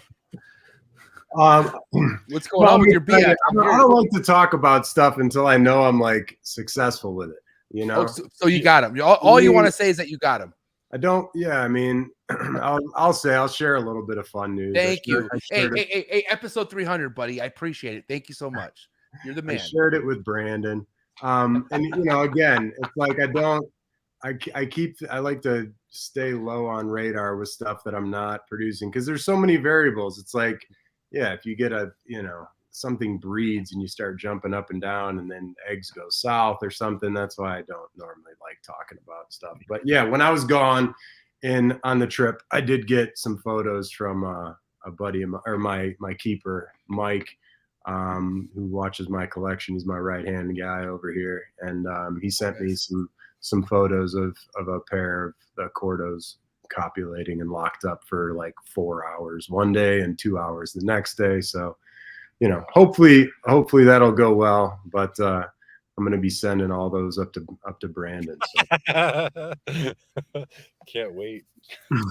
But let's kind of talk about the big differences between, because a Biak is close to a yellow, right? Am I right? They're all separate species. So yeah. you've got, but if we're talking about color, like the closest to coloration, it's more, looks more like a yellow, or does it look more like a green? They're kind of like turquoise with black webbing is the best way to describe them. You can have some that are like a darker green than others, and then some that are lighter. But this trips me out, bro, because like I've seen some yellows that look more like green, and then I know I've showed you mine, and you've told me for sure mine is a Persinus, but is this off right here? I mean, this. Oh no, this is a yellow. My bad. This is not a Biak. I take it back. Fuck, I fucked up.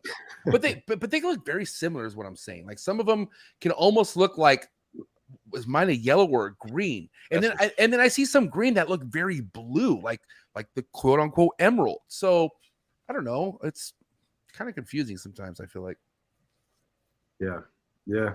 I could be wrong. I'm just saying. But there's no mistaking a green. Right, Brandon? Wouldn't you say? There's no mistake. Yeah. I mean, there's some localities of green. There's some locale differences, but yeah, I mean, to me, I mean, I've never seen a Cordensis in person, so all I see is pictures. But to me, and I'm sure Brian's the same, right? It's like night and day between, you know, a Cordensis and a Persinus, right? Just because, you know, your eye is trained to see things a certain way, I guess, with them, right? Yeah.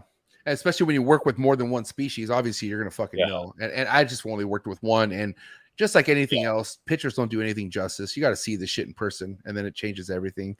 But, you know, kind of going back to the, you know, if we're talking about a species that's more delicate, right? I mean, like, okay, so Brian has definitely dabbled into the chondro game.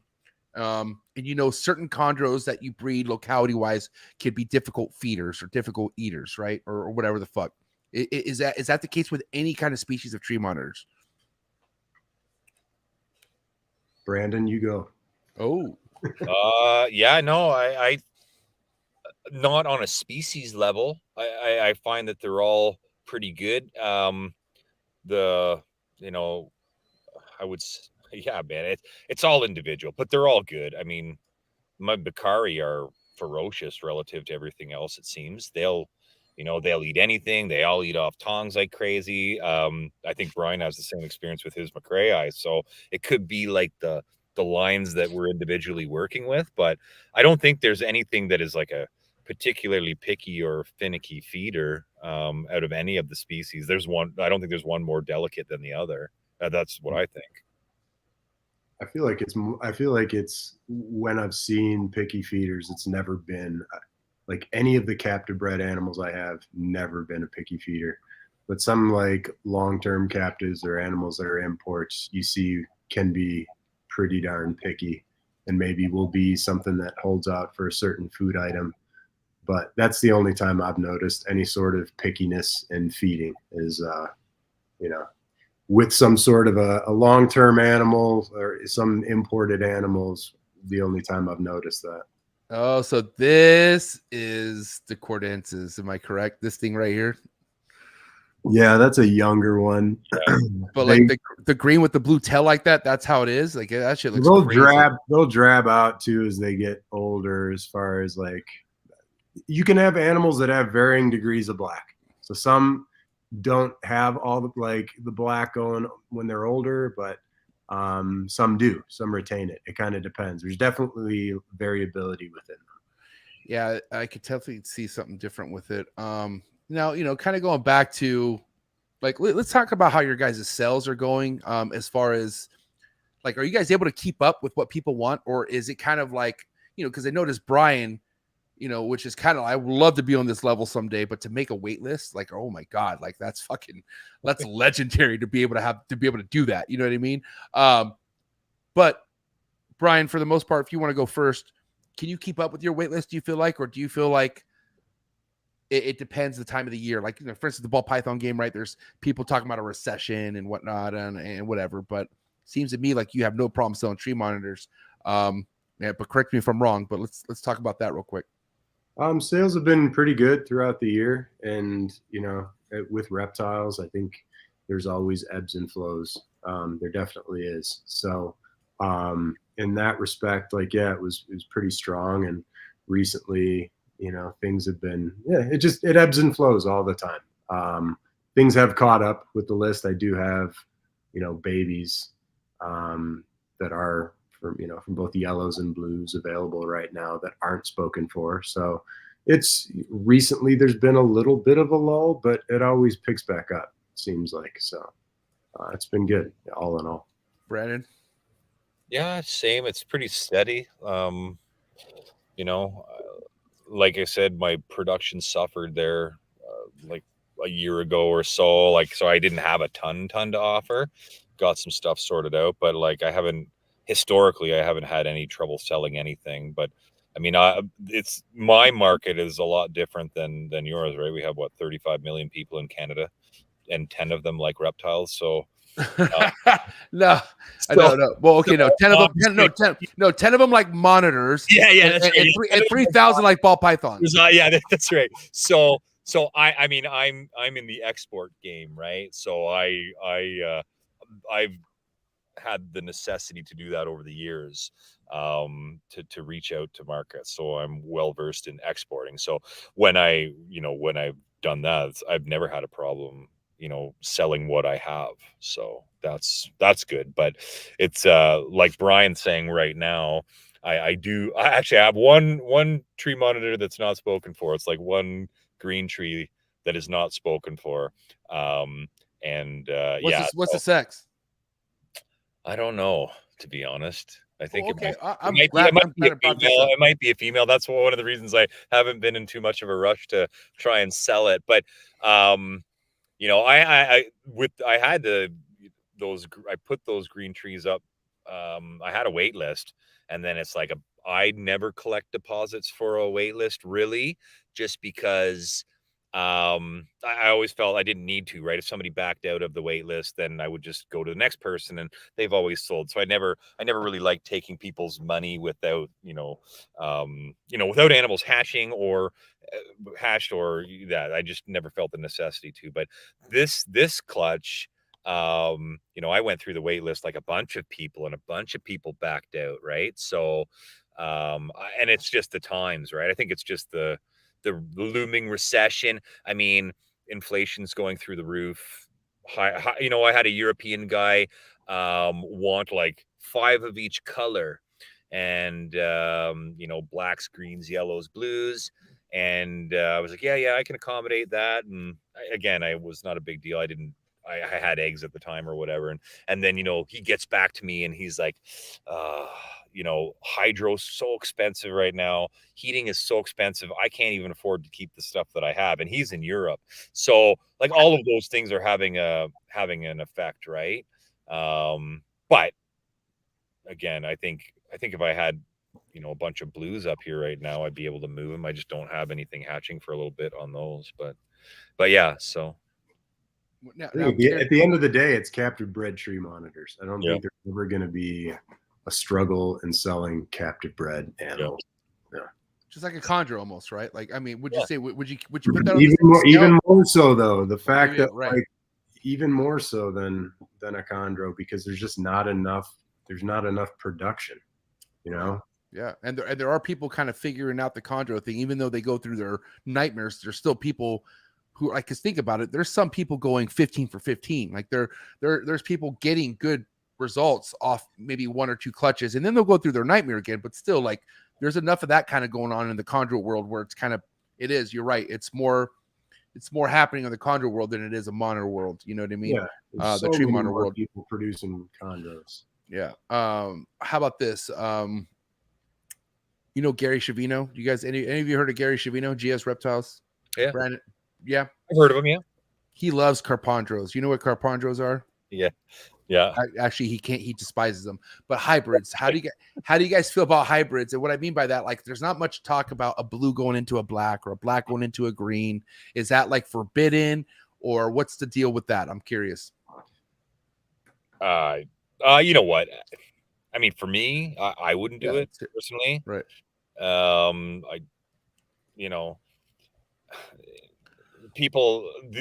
I just like to keep things pure, right? Even when it comes down to like red and yellow Ackies, they're the same species now, but I still like to keep the original lineages separate. So I don't know. I don't think that you're going to produce anything that's magnificently different than what we already have.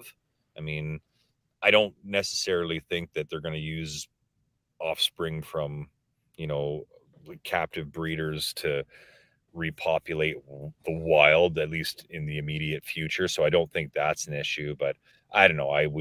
I'm a purist in terms of that, I guess. If I thought maybe something like, oh, you're going to produce this insane looking thing, I might try it once, but I don't believe that you'll get anything better than the pure lines anyways. I don't know. Brian, what do you think? Yeah. Yeah, I agree. I agree. I think that it is interesting as far as how people can get super ruffled about doing any sort of hybridization, but with the whole carpondro thing, are these animals going back into the wild? No, as long as people are honest and representing their breeding, and that's really what matters at the end of the day. But I would agree with you. Yeah, I wouldn't plan on doing any crossing of anything at all.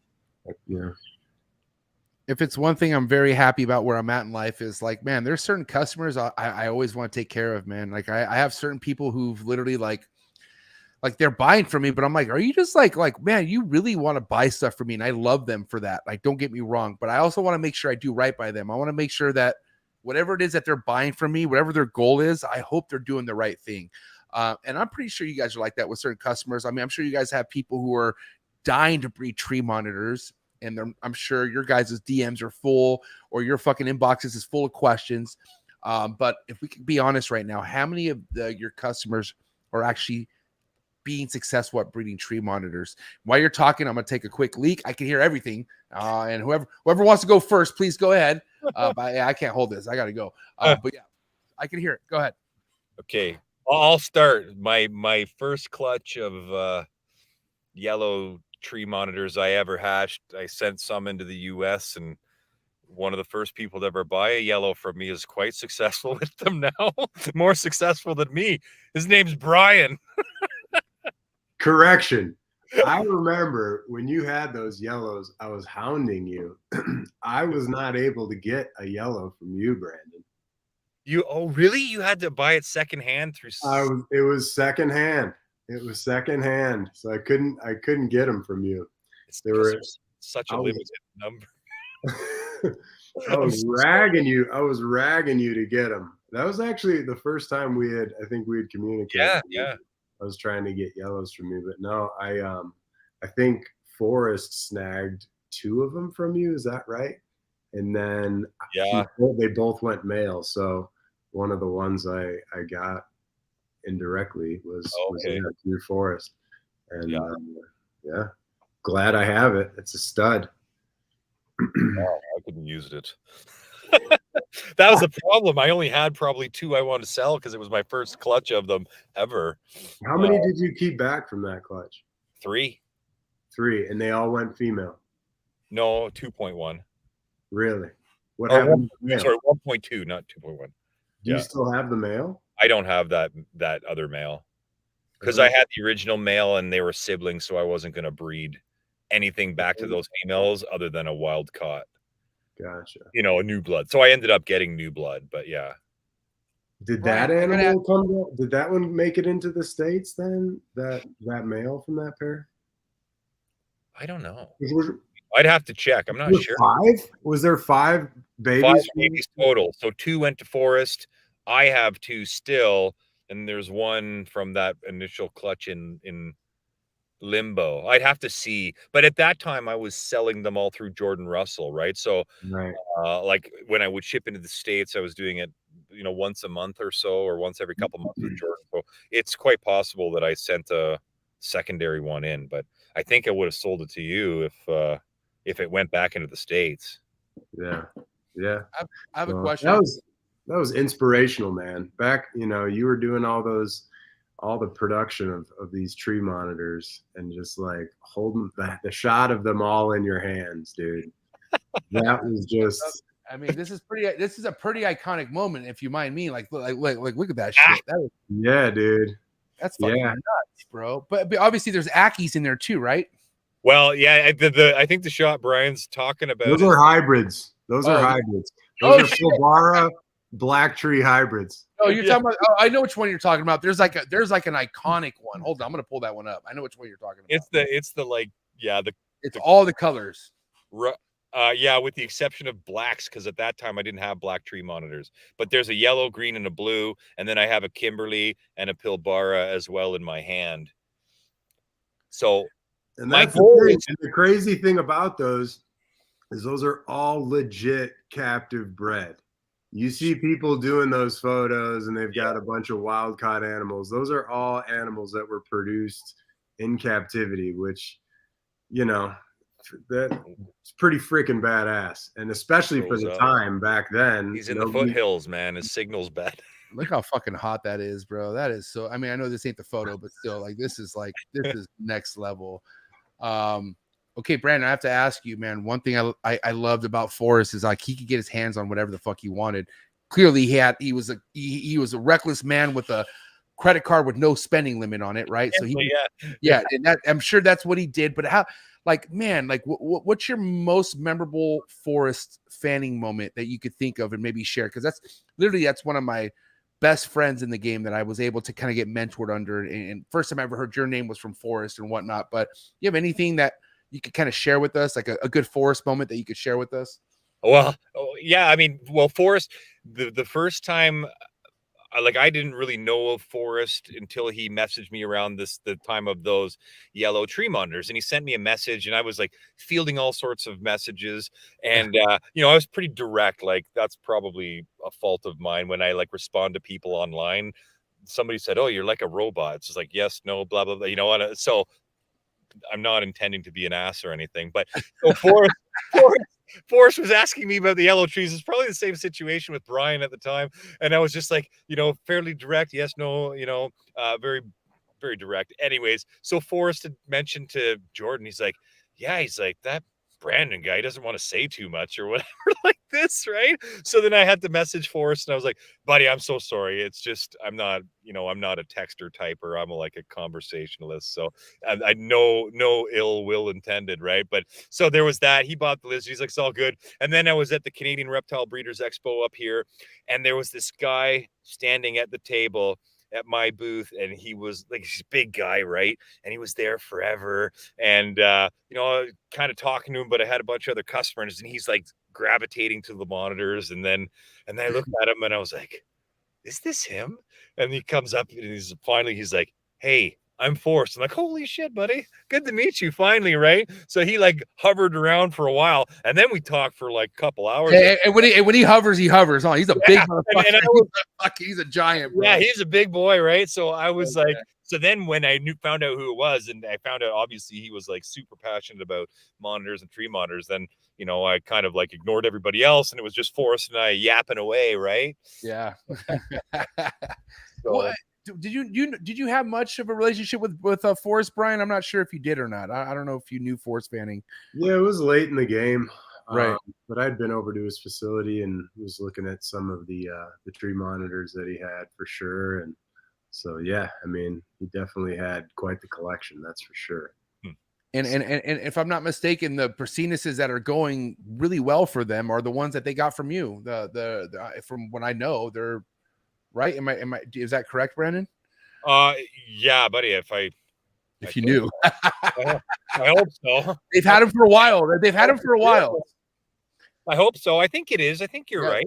Yeah, they are. They're really nice. They're blue looking, but they're greens and they're fucking gorgeous, man. Like they they literally look emerald. Like they look like the babies when they're born are blue looking. Is that how it is for all green trees when they're first born?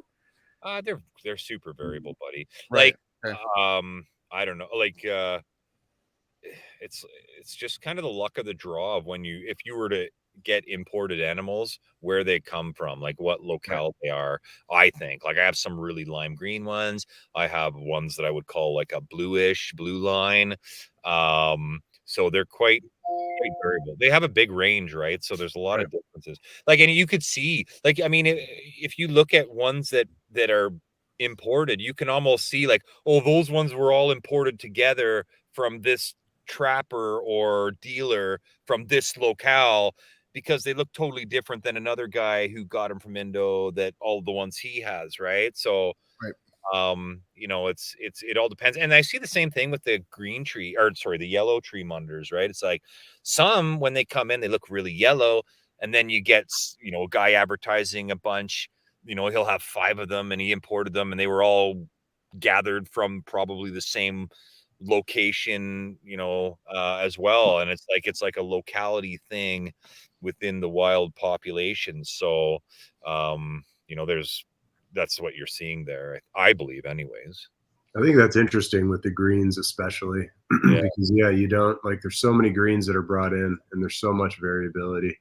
And you know, all we can do is make presumptions. And I think, you know, until you really have a good sample size of a known locality, you know, how are you going to know it's a certain specific locality? Right. Like, it's all guess. It's like, oh yeah, well, what are you basing your guesses off of? What are you basing that information off of? Because it's like certain localities could just be an export area, and who knows if somebody went out and trapped animals from 50 miles one way over a mountain or somewhere else, that could be a total different you know, population. That's an interesting thing that I'm very curious about, more so than, like, you know, people hybridizing, is just like with the greens especially, is kind of where they're all originated from. But I think the only one you could tell, well, I don't know, I could be wrong, but the Maruki is pretty obvious. I think that's kind of like the holy grail of green tree monitors, right? If you could find some good Maruki ones, those are nice. But I've been talking with a guy in Australia who has a pair of, well, he has a few green trees, and the pictures he sent me of his Northern Australian ones are like, they look really blue. I don't know if it's the photo or what, but I mean, pattern wise, they look similar, but they look just really blue too. I'm like, oh, those look really nice. I'm wondering if the size has something to be a difference, because anything kind of in Australia is going to be bigger, you would think, right? I mean, I was going to say that too in the pictures. Now, I didn't have much for reference in the pictures, but I was like, those look like pretty robust animals, right? So I don't know. It's possible. I mean, let me ask you. I mean, I don't know, ask you, but let me tell you this: from what I saw that came from you, these green tree monitors that looked pretty blue to me were fucking big, bro. Like, these were big monitors. Now I gotta tell you though, I mean, they only eat rodents. I can tell you that much. Like, they're honest. They live on a rodent farm. Yeah, it's true. It's kind of like, God damn, you eat Burger King every day. Well, you know what? My dad's Mr. Burger King. So what do you want me to do? He owns the franchise. But yeah, well, that'll have something to do with it for sure. I mean, but again, right? It's like they'll keep growing their whole life. So those ones wouldn't be, you know, they'd be probably 6 years old by now, I'm sure, 5, 6, right? Yeah. So there you go, Brian. Oh, there we go. Yeah. And that's interesting too. Like, if you look at the difference between the yellow and the green, and that a lot of people, when they just see a yellow not side by side to a green as a hatchling, I mean, I can't tell you how many times people are like, oh, you got greens, how much for the greens? It's not a yellow. But when you put them side by side like that. So the greener one's on the right, not the left. No, the green's on the left. See, that's confusing. But I love it, man. This is fucking sick, man. Honestly, you know, Kimberly's, I'm obsessed with Kimberly's. I'm not gonna lie. I went over to, like, you know, I was at John's house from Sim Container.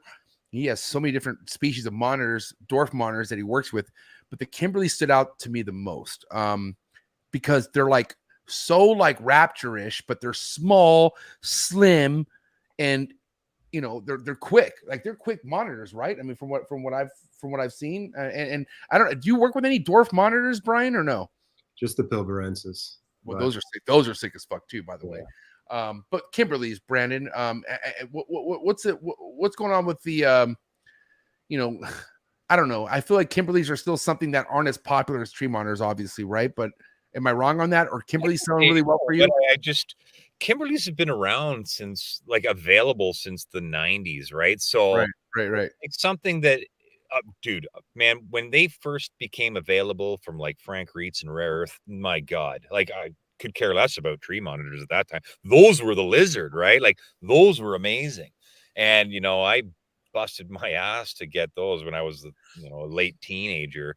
And, you know, those were the holy grail, but it was the look of them, like the lengthy tail, the banding, the very sleek, streamlined look. That's why I like tree monitors so much now too. But yeah, that was the allure of those things. I mean, but they were, dude, those things were crazy. I mean, everybody wanted Kimberly's. They were the thing, right?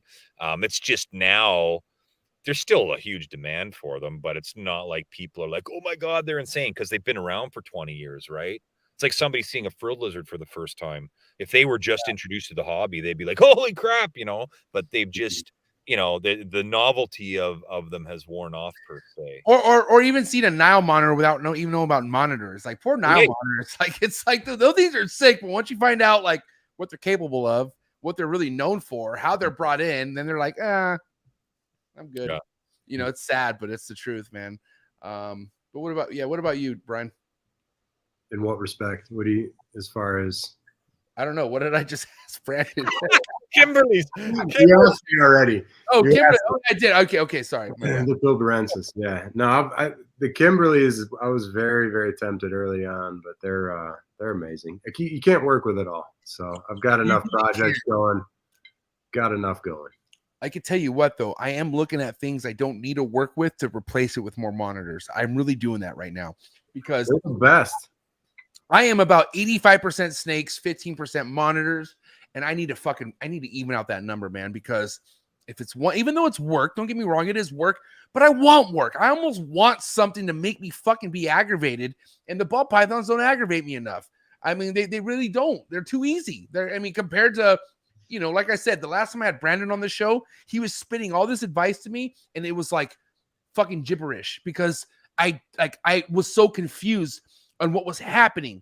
And as much as, and you too, Brian, like Brian was giving me so much advice. So I was just a lost puppy searching for fucking help. But until the adjustment happened in front of me, it was like goddamn fucking the stars connected in the galaxy. You know what I mean?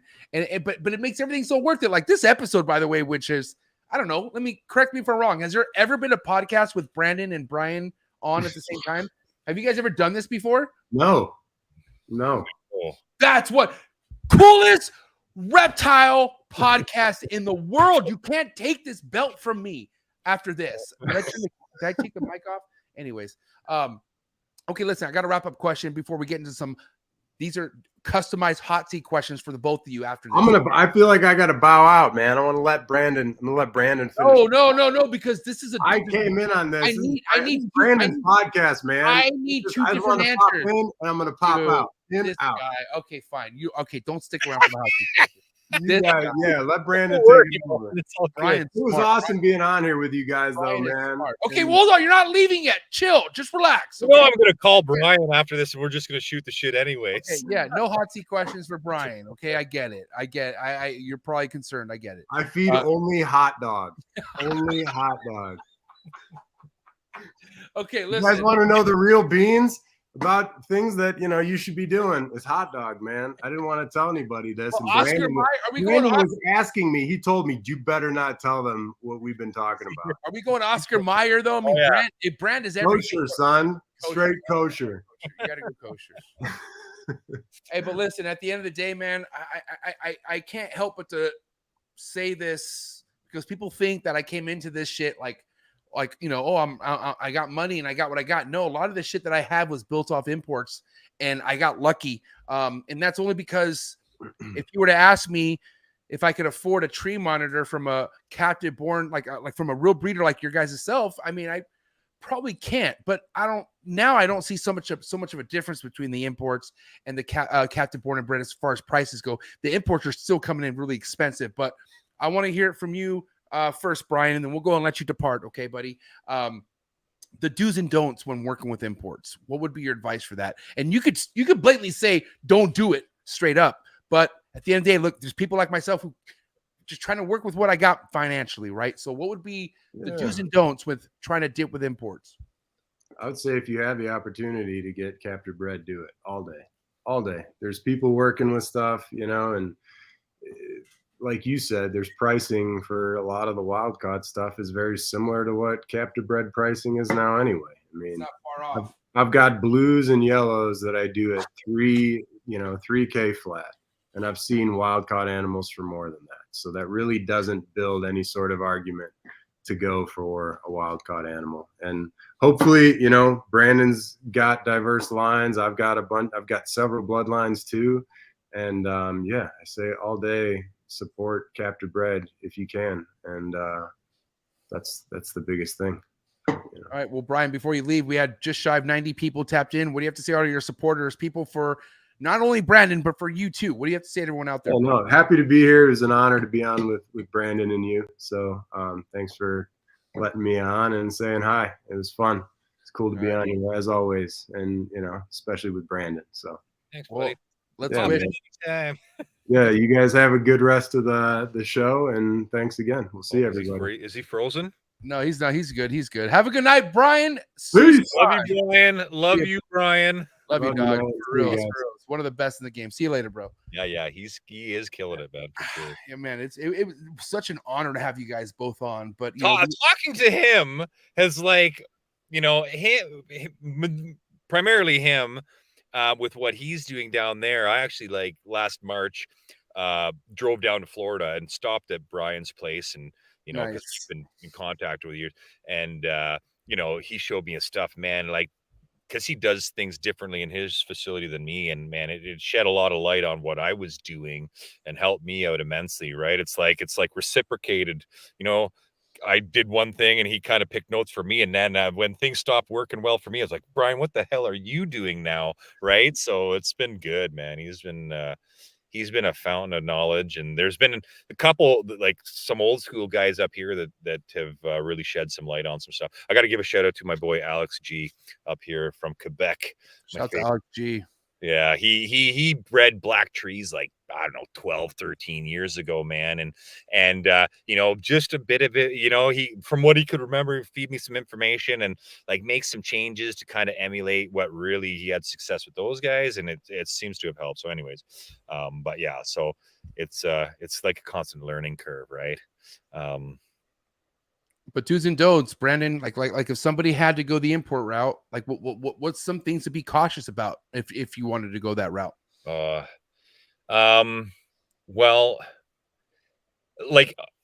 I can't say anything particularly. I mean, I've obviously had imports, right? So I mean, I was going to say, there's times in your own career where you have to go import yourself. Right? Yeah, for sure. I mean, you have to listen. I've done the math on, if I want to sustainably breed blue trees for the rest of my physically capable life, I need 4 distinct bloodlines, let's say, right? If I assume that a pair can successfully reproduce for 10 years, which seems to be about what I've seen, with the blues.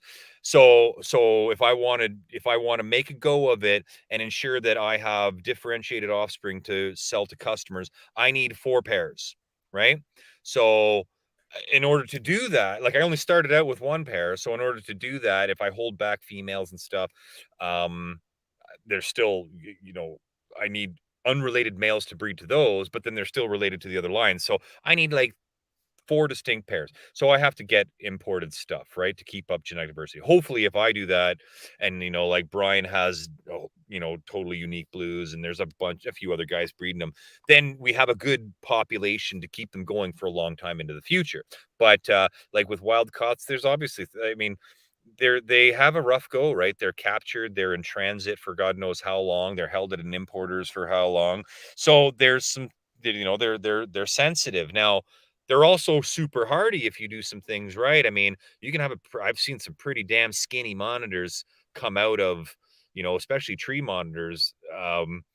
But it's like when you get them, keep them, your kind of standard temperatures. You always say like, well, 110 basking, kind of ambient 80 to 85 on the cooler side, and keep them individually, make sure they're hydrated. With imported stuff, they can be picky, man, depending on what island they're from or what they're feeding on in the wild or what season they were captured in. I mean, some of the food that they eat is probably very seasonal, right? So they might not eat the same thing all year round, which could lead to different breeding. So you have to kind of really experiment with the food to get them to feed, to put the weight back on. And so like one thing they seem to uniformly take is rodents. Most of them will take like pinkies and fuzzies with gusto. So that's good, because you can put weight on them pretty quick with that. They like eggs too. Some, it's hit or miss with crickets or roaches, I find. So you really have to experiment that. I had one once that would only touch hornworms for the longest time. Right. So you really have to play with that. But again, don't rush it. Don't, if you did get an imported one, don't try and like jam the food down its throat. I mean, that one that I had that was really, really lean when it came in, and it was literally like I would put in a hornworm a day and just give it that hornworm.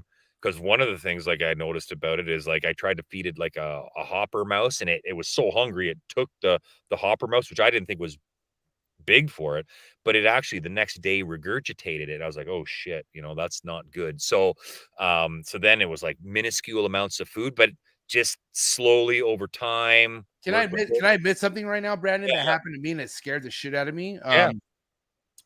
Because I was trying to get, my female laid, right? After she laid, I was trying to get her to eat, and she was acting kind of like not hungry.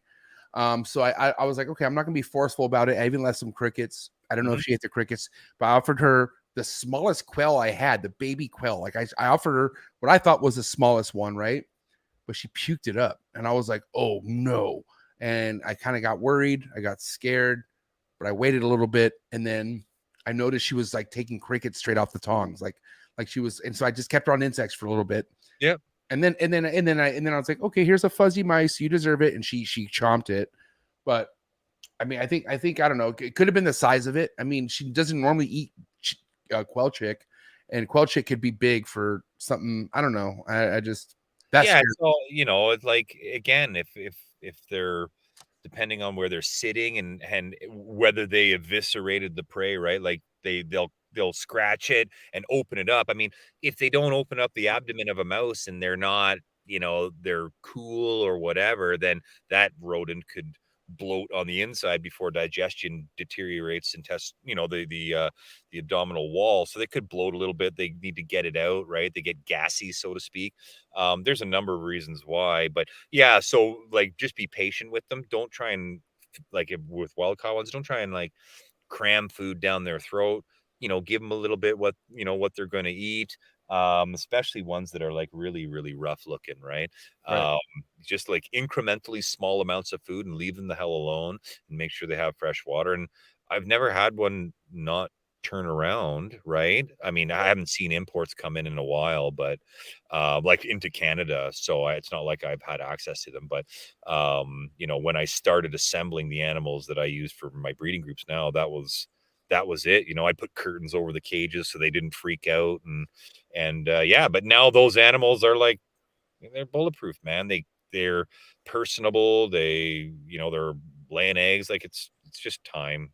You can't be impatient with it. That's it. But I mean, sometimes there's a necessity for imports. I mean, Brandon, before we started this podcast, we talked about how it's hit or miss, buddy. Like there's people whose lives changed at Vegas before. You understand that, right?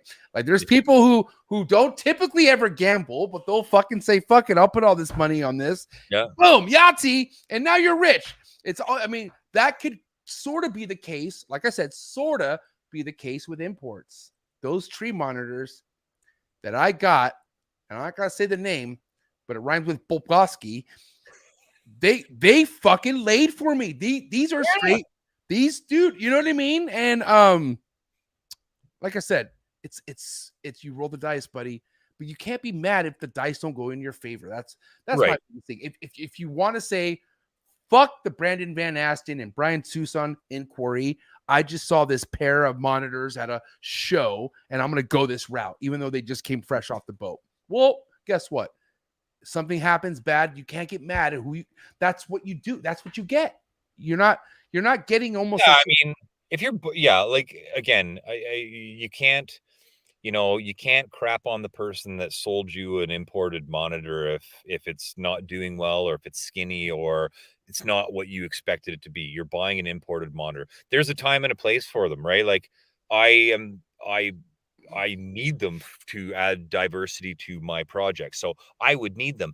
If you're somebody who's buying your first tree monitor, though, it's not maybe the best option for you. So if you're somebody that has a couple and you want some different bloodlines, then sure, that's great, right? But I mean, so there's a time and a place for it. But I mean, you have to know what you're getting into. If you buy an imported lizard and it dies on you, I mean, that's what like, I mean, that's really unfortunate.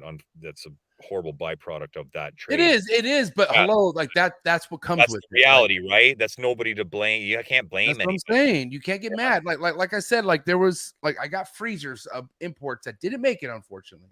You know what I mean? So and it just comes with it. So yeah, and I mean, like, yeah, I guess you have to look kind of within. Why would you buy an import versus not, right? I mean, obviously money, because of money. That's it. Right. I would say because of money, and because some people, especially importers, need money, so they'll fucking do a crazy deal. They'll do something where you're like, I can't pass on that. Like, but also look what you're basically. There are some situations where no matter how good the deal is, some of it's too good to be true, if not everything. So yeah. And you have to look at the hidden costs associated with that as well, right? So I mean, if you're buying an imported lizard, you're gonna cost. I love it. Yeah, you're gonna need to treat it probably, right? So or how about this? Have questions in general. Okay. Yeah. How about at some point, whatever is happening, they're at an age where you have questions, and this importer is like, I don't know, I'm an importer. What the fuck you want from me? Oh, yeah, that's true too. So you have, let's call it customer support. If you buy from a breeder, right? Oh, because I know every in and out about the animal that you bought. In the lineage.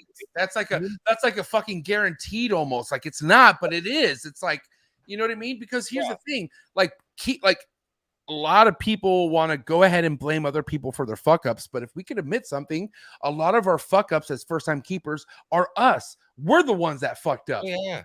And I got to tell you, an importer does not care about your fuck ups. If you fucked up, you fucked up, buddy.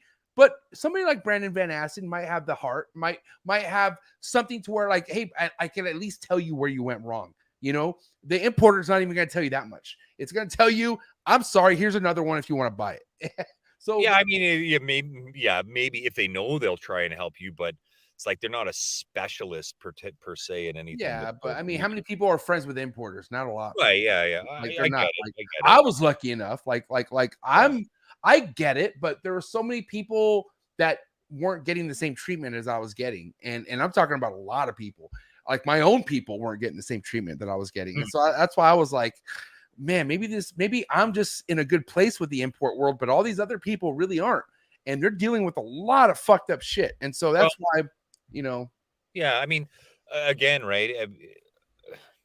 If you go the import route, you have to know what you're getting into. You have to have certain expectations, right? Like, I've gotten imported lizards and got some from, guys in Florida too, and they've arrived exactly how I expected an imported lizard to come in, and they did fine, and they bred for me, and it's great, right? I mean, but if you don't have the mindset of what to expect, and you get an imported lizard, you might be, this guy ripped me off or whatever. So that's about what I can say for that, right? They're imported lizards. You're getting them at a discount for a reason, because there is a much higher risk of them passing away. But you also have, again, like we said, there might not be any customer support not because the guy doesn't care, but maybe he just doesn't know. Two, you're going to have your hidden costs. You're going to, okay, I got to go to the veterinarian. I don't know what an appointment in the US costs on average for a vet. And then you're going to have to get your panicure and then your flagyl and maybe a few rounds of that. And, by the time, I mean, if you didn't need the import, by the time you get it and do all that stuff, you're at the same cost anyways. So, the face value, the ticket price is only, that's just superficial, right? And then you're really, I mean, it's a gamble. I mean, like, let's just say if somebody bought a tree monitor from me and, a couple weeks, 3 weeks down the road, it passed away for whatever reason, right? I mean, I always like make sure that I look at the enclosures that they have, and I'm trying to help them out as much as possible, right? So, but if it was like a couple weeks or 3 weeks down the road, it passed away, man, I know what that's like. I know what it is and what you have invested in that. They're not cheap, right? And I would be like inclined to replace it for sure. I've done it many times, right? Whereas an importer, that would really affect their bottom line if they had to do that every time, right? So, it's a different ball game when you go that route. So you really, like, if you're spending the money on an import, yes, it's less money on face value, but you could stand to lose it. Whereas, someone like myself, I'm inclined to help you out because I don't want. First of all, I'm a quite an agreeable person, so I don't like seeing somebody ticked off, for one, and I feel for them if they lose that, if they're out that money. Like, I wouldn't want to be in that spot. And for me, what if I get ticked off, Brandon? Or like, is this a different type of ticked off that you're cool with? Or... there's a threshold, buddy, because it's like there is a point where it's like I can be not a nice guy. Let's put it that way. But amen, brother. Amen. Thank you. Right. But like just your average person, I have that empathy about me where I'm like, they lost this lizard. First of all, it's terrible. It costs a lot of money to them. Plus, they probably were dreaming about this thing forever, because I can imagine my old self in the same spot. So I'm very inclined to help you out. Trust me, right? Yeah. Like, I've given lots of monitors away a second time because I wanted to keep somebody happy. But that might not happen with an imported one. Yeah. Listen, Brandon, you're a very dreamy individual. Like, this was such a great fucking time, man. Like, I cannot. So much more to say.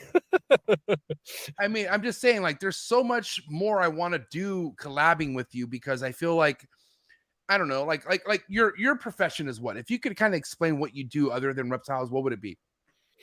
Well, I'm a teacher, a high school teacher. Shout out to all my grade 9 students that are listening to this right now. Yeah. From last semester. I'm sorry. I told them I would if they were watching. So, so I'm a teacher, and then I have some real estate ventures too that I do, the cottage thing that I said I was at there. So, are those more like timeshares, or like they're like Airbnbs, or what are they? Nah, I own a few cottages on a lake in Ontario here, not too far from Will's place.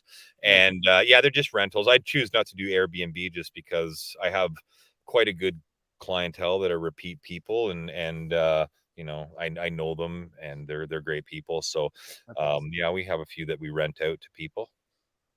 So I do that on the side, try and invest fickle reptile money into real ventures. That's part of it, right?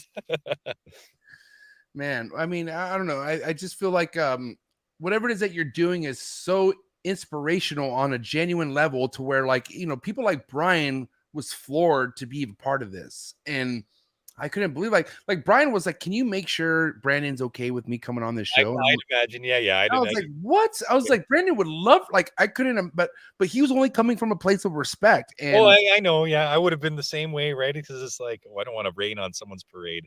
No, I respect that fully, man. But Brandon, you're somebody who's going to get many parades on this show. Like, you're going to have so many rounds of Brandon Van Assen episodes where, like, I mean, it's a given, bro. Like, I love it when you come on this show, and you're part of a huge 300th episode for this channel. So thank you. Thank you. Now, I got to ask you before we get into the hot seat questions, what's up with you coming back to the United States? How can I get you to come to Southern California? What is it going to take? I mean, what's the influence behind that? Man, I mean, Oh, you're seized up. Oh, there you go. Dude, man, my like between the day job, my off season, I have the the cottage resort thing. I have 2 kids that are like full-time sports. It's like it's Oh, impossible. The what time sport? that I What sport? What's the sport? I gotta ask you. buddy, my oldest daughter's in jujitsu, like competition jujitsu level. Yeah. Dude, no way. Oh, My that's so awesome. Yeah, my youngest Pipes, she's right into volleyball, and she's doing jujitsu too right now, but she loves volleyball and stuff. So, Do you roll yourself or no? do I? No, not officially, man. You should, Brandon. I Brandon, used to. I used to wrestle and no, stuff. but do jujitsu, man. Like, I know, go, dude. I Start know. training, bro. Like, you'll really kind of see something that you probably never felt before. And this is coming from somebody I've been in a lot of street fights. I've gotten my ass whipped. I whooped asses, but jujitsu is a whole nother mentality breakaway Oh, from I see reality, it. bro. It's super intriguing to me. I love it. I love that, right? Like, I over the years, because I'm 43 now. So when I was at the age that I could actually fight, it was boxing and straight wrestling, right? So that's what Okay. I did. Respect. And it was mostly training for hockey, right? Because in Canada, hockey's the thing. So, but since the onset of UFC, like BJJ has really like taken off, and I watched it, I'm like, man, because I used to be actually a really good wrestler. I was much more of a wrestler than a boxer, let's say, right? I would throw pillows, whereas I could strategically grapple well. So I like jujitsu. I will get into it. It's just, I haven't actually signed up, so to speak, yet, but it's so intriguing to me, and it is good. I mean, it's like the best conditioning you can have, for strength and endurance and mindset. It's awesome. Yeah, I mean, I feel that's awesome to hear that so you have 2 daughters. Is that your cool? Yeah, my babies. Listen, I'm not trying to make this about me, but I'm having a kid. Do you know that? I didn't know that. Yeah, July 28th due date, and it's a boy. Oh yeah, baby. I would have been okay with a girl. I was more than okay with a girl because, like, here's the thing: I'm a middle child, and I have 2 sisters. I love my sisters. Like, Yeah. Nobody protects me more than my sisters. Like, they're psychotic. Like, they're like, whoa, like, relax. But my sisters are obsessed with protecting me, and so I was like, that'd be cool to have like one, something softer for me to get into, but no, God threw me a boy, and I'm ready to go, man. Go ahead. I'm hoping to God this is a boy who's more like his mom, more like me. I could tell you that much. But well, you know what? I think from a male perspective, when you envision having children, you always envision, like, I mean, at least I did. I was like, oh, son, this, that, and the other thing. yeah. It didn't happen. I mean, trust me, I had 2 daughters, and we tried to, have more. It just wasn't in the cards. Like, I wanted 4 or 5 kids, man. I love kids. But I mean, but again, right? It's funny because it's like the nature versus nurture thing. Being who I was like, let's play hockey, let's go fishing, let's go out and collect bugs, let's do all of the things I would typically do with son or daughter, right? Like, that's just, let's wrestle on the floor, and they're so different. They're so female in some, like, traditional female in some ways, where like, ew, bugs gross, but then my 12-year-old will kick the snot out of a guy on the mat. It's awesome. So I mean, like, bro, like I said, to this day, like, I mean, I don't know. I have a certain persona because the way I was brought up and the way, like, I'm just used to not trusting certain people, right? But the one person in my life that could crumble me and make me look as soft as possible is my bigger sister. Like, my bigger sister sees all through my shit. Like, she knows, like, she's my bigger sister. And my bigger sister is she's a bigger sister. Like, I'm not saying big or white, but she could fucking whoop ass. Like, she could really whoop ass more than I've seen some brothers whoop ass for their little brother. Like, I'm just telling you right now. So I just know that there's no judging women or males nowadays. Like, it doesn't matter. Like they're on the same level of being a beast, but either way, I love it, man. I love it. And either way, like I said, Brandon, I love that you're a part of this 300th episode. Is very special to me, man, because I've gone through quite a bit in the beginning of this year. But I know I'm capable of going to 600th episode, but I know that this mark means a lot, and you're a part of this. Yeah, Brian Tucson was a part of this as well. So my 2 top favorite tree monitors in the world, a part of my 300th episode. And I got to say thank you so much, Brandon. But I got hot seat questions for you, buddy. Okay. I'm ready. And we've done hot seats before, right? Oh yeah. So these are different. These are a little. These are customized for not only Canadians out there, but I'm just kidding. I better represent well. Yeah, these just better represent well. But here we go. Hot seat questions. Round 2 hot seat questions for Brandon Van Asten. Are you ready, Brandon? I guess so. Let's do it. Here we go. Coming in hot. Favorite tree monitor species? McCrae. Least favorite tree monitor species? Risingari, yellows. Ideal tree monitor diet? In insects with a smattering of rodents. Yay imports or boo imports? From my perspective, for me, yay. For the first time, nay. One reptile you would import anywhere around the world, what would that be? One that I would import from anywhere around the world? Yep, you could pick whichever. It doesn't matter what it is. If you could get your hands on it and get it into your collection, what would it be? Ooh. Parenti, just because. Man, I'm not. Those are. I ain't gonna be mad at that. But is there a tree? Is there a tree monitor out there that you don't have that you want really, really, really bad? Oh, I mean, yeah. Cordensis, Bomii. Okay, listen. There were people on your bumper in the chats about Bomii. They were wondering, when are you going to pull the plug on a Bomii? I'm not. Dude, it's not for lack of trying. I mean, trust me. I have messaged anybody and everybody about Bomii and again, if there's importers in the US, right, that get them in, it's much easier for them to sell them into the US than it is to pull CITES again and send them to me. The guys that have done that for me in the past, shout out to them, because I appreciate them doing that for me to get different bloodlines of stuff, right? Yeah. But yeah, so Bomii are a different beast, man. They're like in such huge demand right now that nobody's gonna, nobody in Europe wants to send them to me, because why would they, when they can sell them all day long to their next door neighbor? Is Europe the only one? Is Europe the only one having? So nobody in the United States has those right now, is what you're saying? Bomii? Yeah. Oh yeah, they're in the US. Okay. Yeah, they're there, and I know people with them, but yeah, drop a comment if you know who has them in the United States. Please drop a comment, guys. I know who has them too. Who? Drop a name. Come on, Brandon. Come on, Brandon. Come on. Well, look. What does it rhyme with? Oh, I Buffoni. No, but look at. There has to have been at least. I've seen probably 15 of them imported in the last 2 years into the US. So I know John knows. I'll go to John. Yeah, I don't want to throw anybody under the bus, because I'm the type of person too that is like, if I get it, I don't want anybody to know until I've had it. Yeah. So, but yeah, so I do know some guys with them, and I know that at least 15 of them. But the problem is, when they come from the importers, if I see that they have them, like, hey, dude, can I get, would you export them to me? Then most of the time they're like, no, because they don't want to apply for the CITES, because it takes months and they have to sit on them. And shout out to Joe, Joe in Florida there. Joe Switalski? Yeah. I mean, he's come through in the past. Like, he's actually one of the only guys that has been like, listen. Half of this wall's from Joe Switalski. Okay. I can't even deny that. And there's 16 of them in here. So guess what? Yeah. So, I mean, he's the only importer in the past that has ever said, yeah, I'll get you that paperwork, and he's come through. So, I mean, that's, I appreciate that, because he actually didn't have to, but he did. Right. Because anyways, so moving forward, ideal soil for nesting.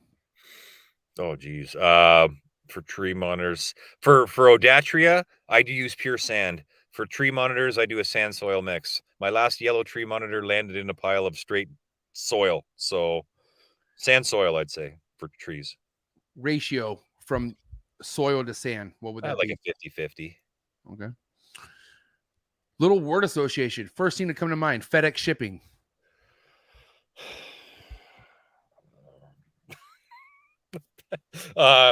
cold weather right now. Terrible. Egg box. Incubator, Incubator temperature. 85. Milk.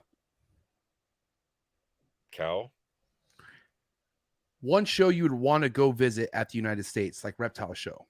oh, Tinley. Respect. Yeah. First time tree monitor customer. First customer I ever had? No, like just a first time purchase, like a first time, like, hi, this is my first tree monitor ever. Hi. Oh, hey, what do you want me to say to that? I don't know what you want me to say to that. No, well, okay. What is Where your does what's your first thought when you think of Oh. somebody being a tree monitor keeper for the first time? Like, what's the first thing that comes to your mind? Oh, well, do you have any other experience with any other monitors? Like, what's your experience level, and do you know what you're in for, basically? Favorite United States tree monitor breeder? Brian.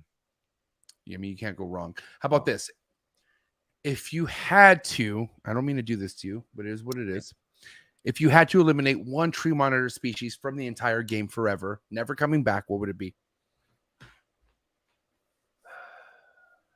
I'm not looking forward to this answer, but it is what it is. I know. It may hurt. Yellows. I'll say yellows. Wow. Thank you for that. Thank you for keeping the preciseness relevant. Well, and that's the problem. Yellows are relevant too, but don't get me wrong, they're just too confusing, I think. Yeah, there's a few things about them that yeah, would be the one, I suppose. Listen, Brandon, for this, first Sunday, I do my best to try to get a big audience, but we had just a little over 90 people tapped in for this Sunday episode, which is beyond my expectations. Thank you to all of you who tapped in on this special 300th episode. But Brandon, I want to hear from you. What do you have to say to anyone out there who fucking supports you, but really is all about what they just heard on tonight's episode? What do you have to say to everyone out there? Yeah, I mean, I appreciate everybody that has supported me in the past, and I thank them. I'm always there. If you have questions, I try and get to everybody and answer them. I don't mind chatting on the phone if you really want to give me a shout too. Like I would rather chat than text, that sort of stuff. But yeah, I mean, I just love talking about the stuff. So if you have anything you want to know, man, just let me know. And if I come off as a jerk through email because I'm short and direct, that's just me. But if you talk to me in person, I'm actually a nice guy. I mean, I've always felt you're just as nice as you are to talk in person as you are in your messages. So, I mean, I think that's my biggest critique when I'm like messaging back and forth, is just like I'm very direct and not a lot of small talk. So it's not like I trying to be that way intentionally. It's just direct, Well, if I were to fucking predict the future for our next podcast, I think it's going to be in person. Call me crazy, but I think our next podcast would be something that we do in person.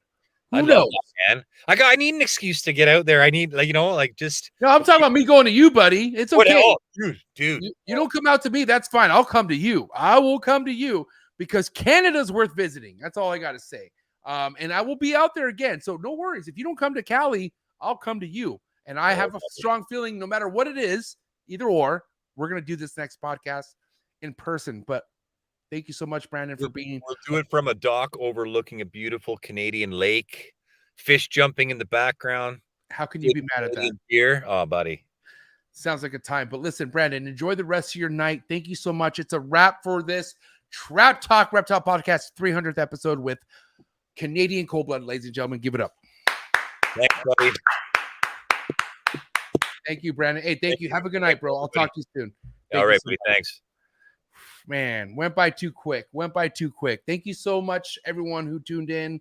Patreon members, it is after party time. That's right. Make sure you go down to the link, click the link, top link, Patreon link. If you want to join the Patreon after party, come fuck with us. And I cannot wait to tap in with you guys and celebrate this 300th episode. But guys, don't forget to hit the like button for our man Brandon. This was an amazing time. Thank you so much. Again, this episode was brought to you by the homie Doug over at Ridiculous RHACS, the #1 gecko breeder in the game, in my opinion. Especially the leechies. Like, this motherfucker is he's the man, bro. Like, I'm sorry, but Doug is the man, and I'm not sorry. But guys, thank you so much for tapping in. Go follow the sponsor, Ridiculous RHACS, and make sure you go follow Brandon Van Asten from Canadian Cold Blood, the best tree monitor breeder in the world. I hope you're ready, Texas. Not only because NARBC is coming up next weekend, but your boy MJ's flying into town, and I'm flying in ready to rock and roll. I have a legendary podcast lined up for us this Thursday night, and I want you guys to consider subscribe to my channel if you have not yet, because I'm telling you right now, have you ever been to Chondro Town? Have you been to Chondro Town? I don't think you've ever been to Chondro Town. Well, I'm about to take you there. It's going down this week, Thursday, 6 o'clock Pacific Standard Time. I'm going to have the mayor of Chondro Town, Bill Stiegel, who's right there to the left, with Mark Hager and Patrick Holmes. No, Justin will not be there. He's just a part of the thumbnail. So it is what it is. Maybe he'll be there. I don't know. But guys, thank you so much for tapping in. Brandon, again, thank you so much for being a part of this very special 300th episode.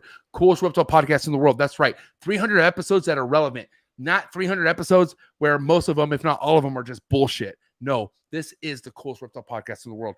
300 episodes to fucking represent that this is the coolest reptile podcast in the world. There is levels to this shit. So sit the fuck down with your 180 views.